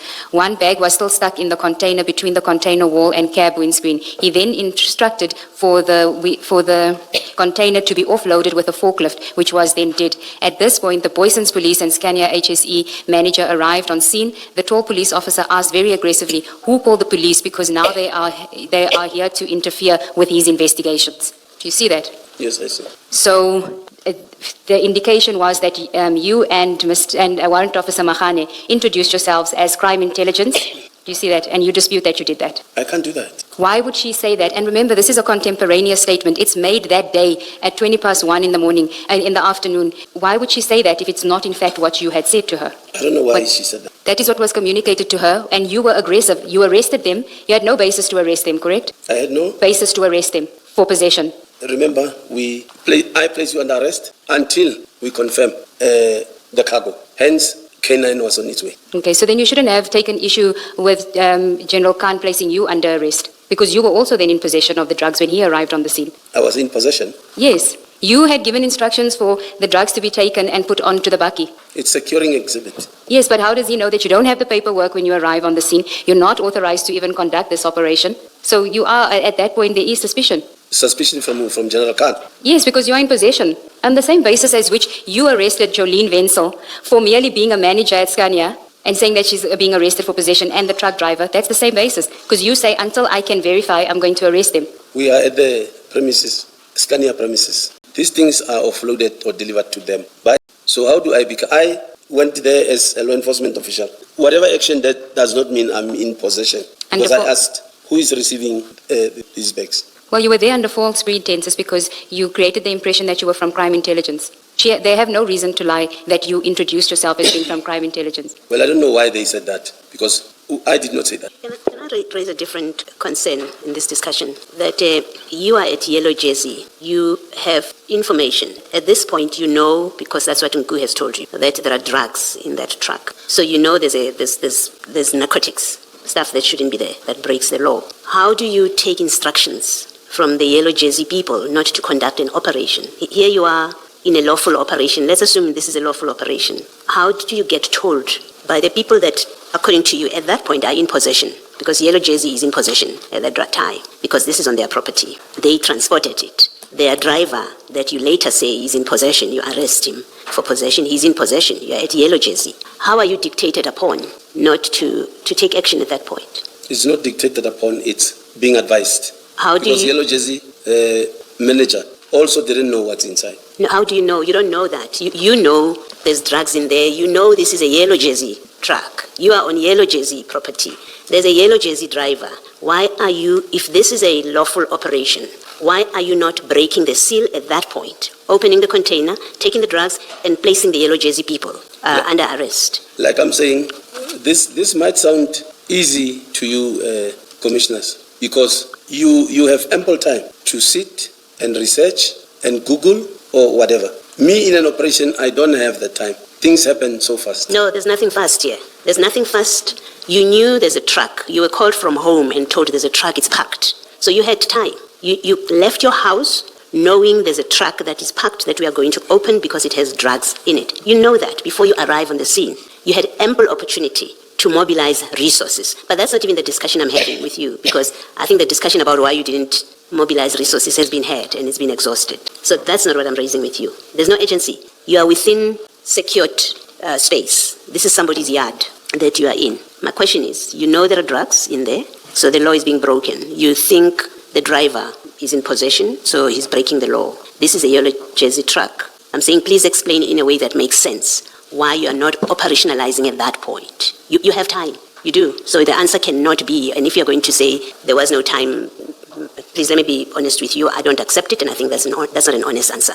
Why do you get advised by Yellow Jersey, no, don't do it here, let it first get to another location, and you accept that? I'm yet to meet a police officer that gives me that kind of generosity. Well, if somebody says, especially please or asking, that I'm advising that please do not open it here, because if you don't get what you want, my relationship with my client will turn sour. I'm advising that please, I'm not saying do not open, but I'm advising, please escort it to the client. Then you open so the client can see what's. Maybe let me say this as the last thing. There is no if you don't get what you want, because you know it is in there. I think that's the premise of my question. But you know there's narcotics in there, because Nku has told you that. You know that for sure. And we can't go back on that. We know for sure there are drugs, and that's the basis of my question, that you allow, on your version, Yellow Jersey to say to you, no, go open it somewhere else. Let's get to Scania. You don't know at that time who they belong to. At least you have not said you knew they belong to Scania. You don't know. You've stopped a truck, it's there, and at least you know where it is. And you choose to take the advice of the person who's in possession of the truck at that time, who owns the truck, whose driver it is. You choose to take their advice to say, go open it somewhere else. That it absolutely doesn't make sense. And it I think, unavoidably suggests there was another reason why you went all the way to Scania. And I want to suggest maybe it's because you saw that it's actually not safe to open it here, because these people don't trust us and we may get into trouble. They may call the police. They may do other things. As you say, they looked like they don't trust you. And I think it's because you saw that.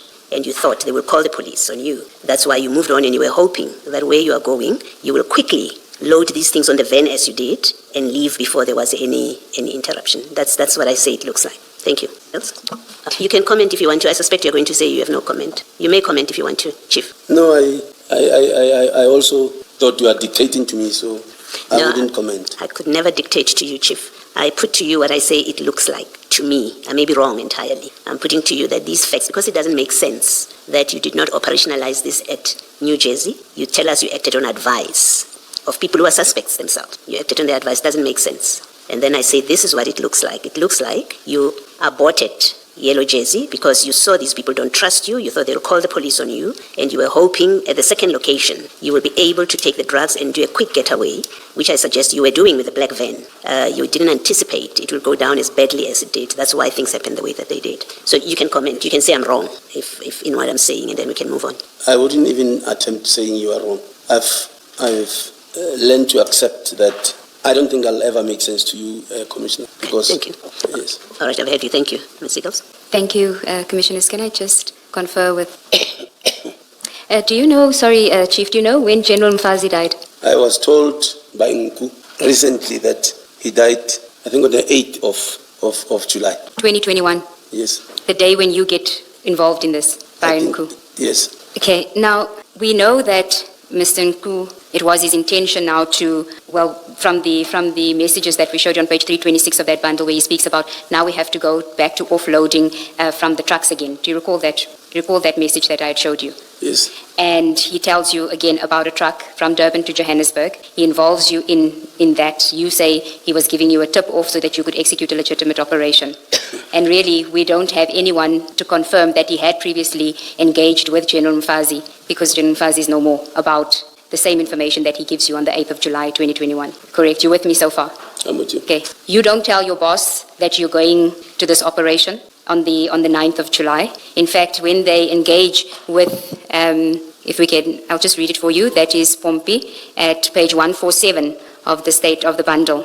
It's a statement by the director in traffic management, who you indicated was your immediate superior at the time. 147. Do you see that? You just let me know when you're there. It's the statement by Director Pompi. Yes, I see that. On the 9th of July, 2021 at 10:34, I phoned Mashaba as the acting deputy director in the Southern Corridor to join my visit to all the K78 roadblock in our area to give support to our officers. He indicated to me that he has an urgent matter that he is attending to, but he did not mention the matter. I respected what he told me due to the nature of his meetings and operations. In his area, he would normally work morning shift or afternoon shift. In all his work engagements, he keeps communicating with me as his supervisor with regards to his duties. Now, can I just pause here? You did indicate earlier that you had a good working relationship with Pompi, with Director Pompi. And we know that by 10:34, you had already discovered the drugs, correct? Right. By 10:34 on the 9th of July, 2021. Yes. Okay. Was this not an opportunity to say, yo, you're calling me and I've just made this massive drug bust at that stage? I mean, this is not even you calling Director Pompi. Director Pompi is calling you to ask you to join on the roadblock. There's no danger now about interception or anything. Why don't you mention it then? He called me in the morning. Yes, because I had to 10:34. join him for visits. So you're saying, what's the question? Why didn't you at 10:34, when you received the call from the director to join, that's what you dispute that when the call was made, it was to join you to visit them at the K78 roadblock. When Director Pompi called you, what did he say to you? Why was he calling you? Please join me, let's go visit K78 Yes. roadblocks. Exactly. So at that stage, why don't you say, I can't, I am busy with a drug bust. I've just uncovered a massive amount of drugs here at Aeroton, so I can't come now. No, I was still going to tell him. As to what time, I didn't see any agency. That is implausible. You as a traffic officer have just made a significant drug bust, 700 kgs. You don't see that when your boss calls you to ask you to join on a roadblock, that you say, listen, I've done something bigger here. You don't see, you want us to accept that you wouldn't have said that if it was a legitimate operation. If I recall, he called me, are you saying he called me at 10:34? I'm not saying it. That's what he says. On the 9th of July, 2021, at 10:34, I phoned Mashaba as the acting deputy director in the Southern Corridor to join my visit to all the K78 roadblock in our area to give support to our officers. No, I think this time I couldn't. I mean, the scene was a chaos this time already. So I knew I was going to get time to call him. Because here, we were still, I can say we were still having some misunderstandings with other police as colleagues. Chief, I'm going to suggest that you didn't tell Director Pompi about your discovery because you weren't on a legitimate operation. It was your side hustle with Mr. Nku. That's why you didn't say anything. You only involve people when you are now in a bind because you've been arrested, because you're being bullied by General Khan. That is when you engage with your superiors. But when you are called to attend to official business, you don't say, I can't attend to official business now because I've just made one of the biggest drug busts in the country. Well, you are telling me I don't have control over that. I'll just accept what you're telling me. Okay, thank you. Well, you did have control over telling your superior what you were doing. You can't hide behind what you've just said. Nothing stopped you from telling. No, she's saying, she's telling me Yes. that she's putting to me that it's because it was illegitimate. So I'm saying, I agree with you because that's your opinion. I cannot say anything. What do you mean agree? Do Because you mean you accept the correctness of what Advocate Segeels-Ncube is saying when you say you agree? What exactly do you mean I agree? Chair, she is telling me that it was illegitimate. So if somebody says, like now the picture that is being painted was that we were stealing. I don't have control over what you think as a person. If you're saying I was stealing, it's your word against mine, it's fine. I'll accept what you're saying because one way or the other, I cannot convince you otherwise. That's what you already concluded. Yes, Mr. Thank you, Chair. I have no further questions for the witness. Chief Mashaba, go to page 145 of that bundle. Let me know once you are there. I'm there, 145. Are you there? So this is the operations director at New Jersey. And you'll see that he signs the statement on page 146, same day at 1321. Remember, we dealt with Ms. Jolene, who was at Scania and is a Scania employee. Now, these are the people you interacted with on the morning of 9 July. If you look at paragraph 3, they say on the 9th of July, Mr. Fanikek was at home when Hardus, their director, gave him a call stating that there are people from crime intelligence here asking to open the container. Again, consistent with what Jolene said, that you and Mahana told Yellow Jersey people that you are from crime intelligence. Now, if what they are saying is true, it means you were impersonating a police officer. You were operating as a bogus crime intelligence officer, if what they are saying is true. Do you see that? I see that. Now, would this person have any reason to say you introduced yourselves as crime intelligence officers? Because remember, Yellow Jersey has no issue with you. You did not arrest them. They are still at Yellow Jersey in Roykop. Your arrests were effected at Scania in Aeroton. Why would they say you introduced yourselves as crime intelligence officers if that's not what happened? I can't speak for them. That's what they say. All right. And then we continue.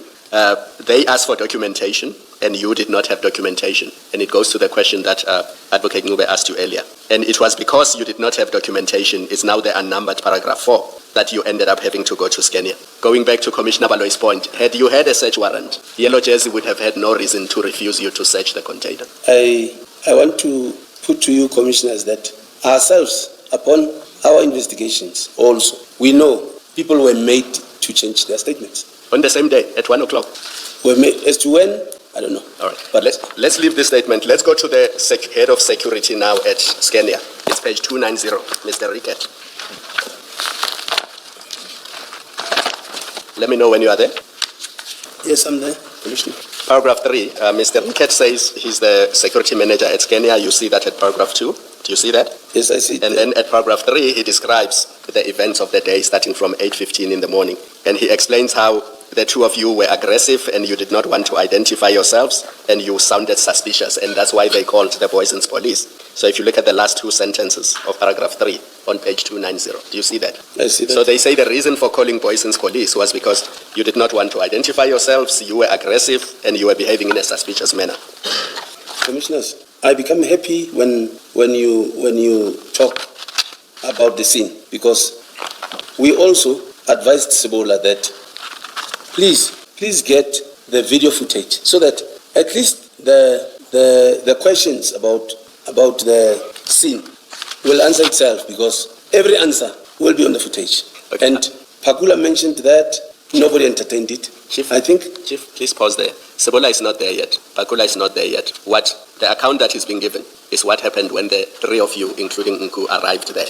Either you agree with it or you disagree with it. It doesn't help to say, I asked Pakula to look for footage, because we know that that footage is not before us, so it won't help us. For the purposes of answering my questions, you either dispute what they say or you agree with it. That I was aggressive. Yes. You agree or you disagree with it? I know people who doesn't know me always say that I'm aggressive, I'm arrogant. They call me names. So that impression, if Rick had formed that impression, it would have been a fair impression on his part to form, because you say people who know you also think that way. I'm saying maybe if you can allow me to finish, Commissioner, maybe, until you get to know me in person, that it's not, and unfortunately it's human nature that if somebody says, Mashaba watel, other people don't even give themselves time. They somehow believe what they hear. So other things are beyond my control. I'm not in any business to prove to anybody that I'm not arrogant. Right. But if you know me, you will know there's no such a thing. Unfortunately, we won't have time to get to know you, Chief. Paragraph 8 on 291. What Mr. Ricketts says is that he's a former police captain himself. So he's a retired SAPS captain. So he knows about normal investigation protocols. And you see that from line 5 of paragraph 8. Sorry, line 246. He says, being a retired captain in the police, I asked him why they were not following normal investigation protocol. With a very aggressive attitude, he told me not to try to do his work and that he would arrest me for interfering in the investigation. I advised him that he would need to identify himself with his ID card before he could do that. He produced a police ID card in identifying himself as a warrant officer. When I wanted to write down the information on the card, he became very aggressive. I asked him what the contents were of the bag, whereupon he advised me I do not have to know. And then he continues, he says, when he tried to take photos of what was going on, you and Mahana were aggressive towards him. And he continues in paragraph 10 that even the police who arrived, you were aggressive towards them and you told them to go away because this was your scene. Do you have any recollection of that? He specifically says in paragraph 11, a certain Captain Optov from Flying Squad went to talk to the 4 gentlemen at the Nissan Buggy, and the men got very aggressive towards Captain Optov. More police then arrived and took over the scene. Do you see that? With Optov, I was not aggressive. Optov was in uniform officially in a police car.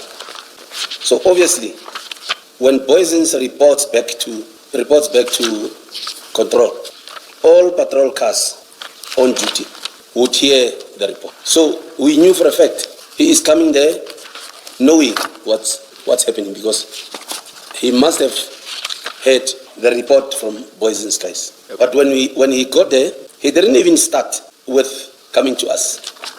Everybody else there started somewhere, ended up with us. So he said to us, guys, who are you and what's happening? No. Guys, who are you? We hear there's a hijack. I said to him, you don't even greet us. You come here and tell us what you're telling us. And you might have heard from the radio.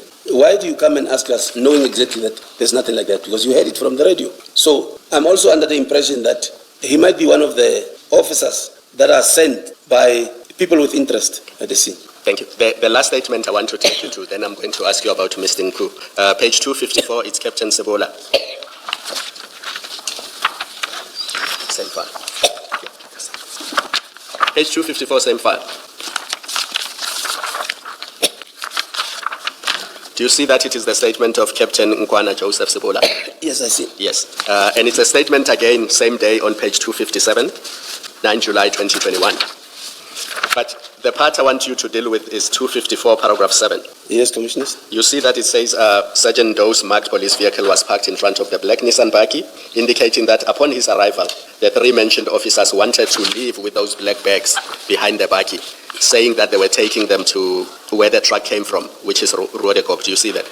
Yes, I see. Is that what you and your colleague told Sergeant Doe, that your plan was to leave with the buggy to go to Rodekop? You see, Commissioners, I don't know why do you crush or dismiss me when I say I become happy when we talk the scene, because we know that Sebola obtained a video footage. We know. So I'm being dismissed. The video footage has been dismissed, and we know that's where the truth is. So whatever that will be asked about the scene, I will still be not listened to, because I'm also saying, please, can we get the video footage? I'm being dismissed. So.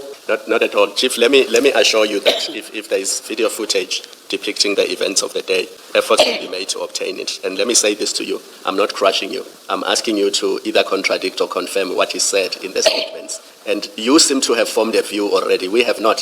What we are doing is to establish facts. And the exercise I'm undertaking now is because I'm being fair to you. I don't want to decide the facts on Sebola's version without putting to you what Sebola said. The fairest way of doing this is to put to you what Sebola said, so that you can comment on it. Then we have your comments as well as his view. If I don't ask you this, it means I must only rely on his version, and that is not fair to you. So The purpose of my exercise, I'm aware that there are statements in the bundle, that are bad for you because people are saying things about you. If we leave today without me giving you the opportunity to comment on the statements, I would have done an injustice to you, because if at the end of these proceedings we write a report relying only on Sebola's version, you would not have had the opportunity to respond or comment. So I've heard you that there's a footage, it must be obtained. I've heard you, I did not crush that. And if it is available, it will be obtained if it still exists.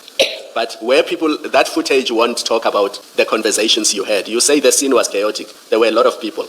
Now, this affidavit talks about what you said to other people. Now, I'm asking you, did you or did you not say that? Now, look at Mahana, paragraph 9.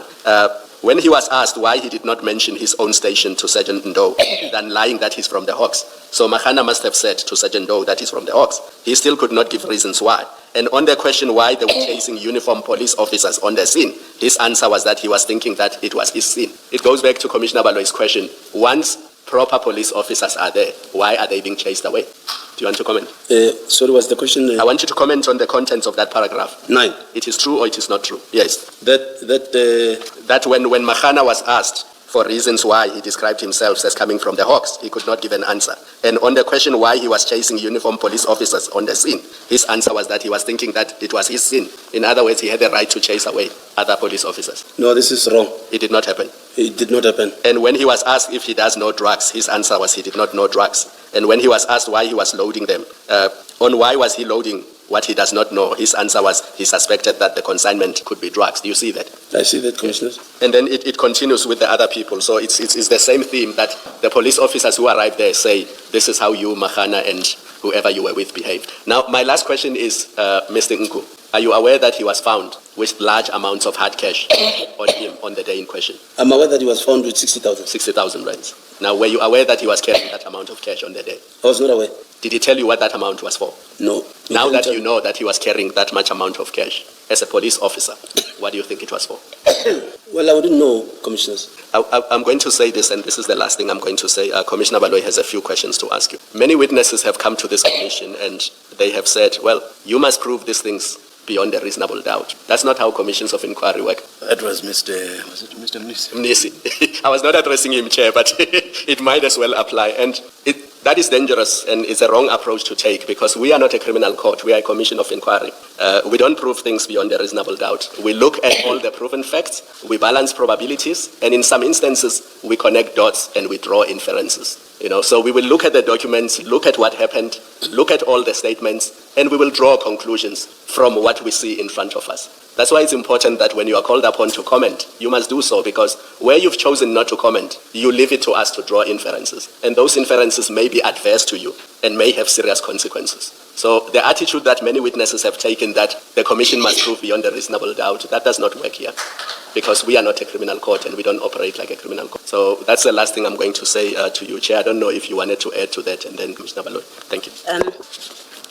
Sorry, Chief, it's not a question so much from me. It's what I want to put to you from the evidence since you started, and then tell you the impression that it creates for me, and then give you the chance to comment. And it's fair to do that, so that when you are gone and you have testified, we have the benefit of what you say I'm wrong about in what I say, I suggest. So from the evidence, we know now that you and Mr. Nku were involved in numerous transactions, activities.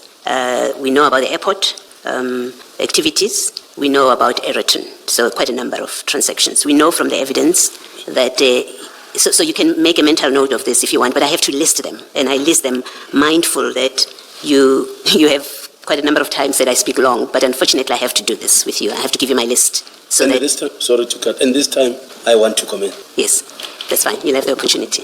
So we know that, so let me start. You and Mr. Nku had unauthorized police operations. He asked you for assistance, you say, and you were ready to give it. And you end up at OR Tambo in an operation, and you're talking about arresting people at OR Tambo. We know that. We know that was not official police business that you were involved with. But from that, we also know that you involved other police officers in those activities, and that they were paid by Mr. Nku for whatever they were doing for him at the airport where they were stationed, using their positions as SAPS members. That's one that we know from your testimony, that has come out of your testimony. Two, and that you were ready to use your position to assist Mr. Nku in that way. Two, we know that you and Mr. Nku, he's not an informer to you. In fact, he's your brother, as you describe him. So you have a very close relationship. So every way that you have said, you have information from an informer referring to Mr. Nku that was not accurate. In fact, you've got info from your brother. Three, in addition to paying other officers through you, we know that he was funding you. He was giving you money. Today you said it's up to 50,000 rand. It doesn't exceed 50,000 rand, but whatever number, we know that you were receiving money from him. We know from your evidence that you wanted that your operations with him should carry on so that you can make money and be able to support or to provide for Ms. Mazibuko, a politician who had just been appointed. And yesterday I raised that with you, that now you're bringing a politician into this sphere of Mr. Nku's influence, financial influence. So we know all of that. And come to the Aeroton bust. You in that operation, you did not inform your superiors, just like you did with the airport ones, the other operations. Your superiors didn't know that you have this operation until you got arrested. That's when they come to know that you're involved in an operation. The impression that this gives, to me at least, is that let me make it present, that you are in fact part of a network with Mr. Nku, at the very least just Mr. Nku. But we've seen that Mr. Nku deals with others as well, where your information is forwarded to others, your messages and their messages, they come to you, they tell you someone didn't get on the flight at Amsterdam and all of that. So you were part, I put to you for your comment, that the appearances here is you were part of a criminal network, and you may possibly still be part of a criminal network that is involved in off-the-books, in fact, let me not call it off-the-books SAPS operations because it's as if it is SAPS operations. You are involved in unlawful activities. You personally, too, with Mr. Nku, who, from the WhatsApp messages that we have seen, is involved in activities that involve drug trafficking. You are involved in involving other police officers in unlawful activities at Mr. Nku's instance and funded by Mr. Nku. All of that, I want to say to you, suggests or gives appearances that you are part of a criminal network or a network of criminals who deal in illegal activities that include drug trafficking, that include arrests of people without proper authorization. At the airport, you wanted to arrest Kensani. That includes spying on people's vehicles. That includes you inquiring with investigating officers about exhibits because Mr. Nku wants that. It places you very badly as being involved in a criminal network. And I would like you to comment. That's the impression I have right now, having listened to the evidence. And I'm putting it to you so that you can respond or comment if you want to, and maybe I will recheck my impression of it. If you don't comment, and in fairness to you, I have to say that to you, if you say I have no comment, then the last impression that I'm left with at the end of your evidence is that you are part of a criminal network that is engaged in the various activities that we have discussed. I stop there. You can comment if you wish. You have said you would like to comment, and I would like to hear your comment. Thank you, Commissioners. Engaging with people like you have taught me that as a human being, you need to be careful who you deal with. You also need to learn more of, let me say, your work. And then, well, because of maybe that was said about me, might end up maybe give an impression that I am this wrong person. And I want to say to you, Commissioners, I am not that bad, or I'm not bad like how people perceive. You've shown me, I respect the fact that the engagement with you, Commissioners, gives me an opportunity to go and introspect. And I want to also, or I wish to also, clear Ms. Mazibuko, because that person I take as a mother. I have worked with her. She doesn't mix with wrong things. She doesn't want people who does wrong things around her. And I know I continue learning from her.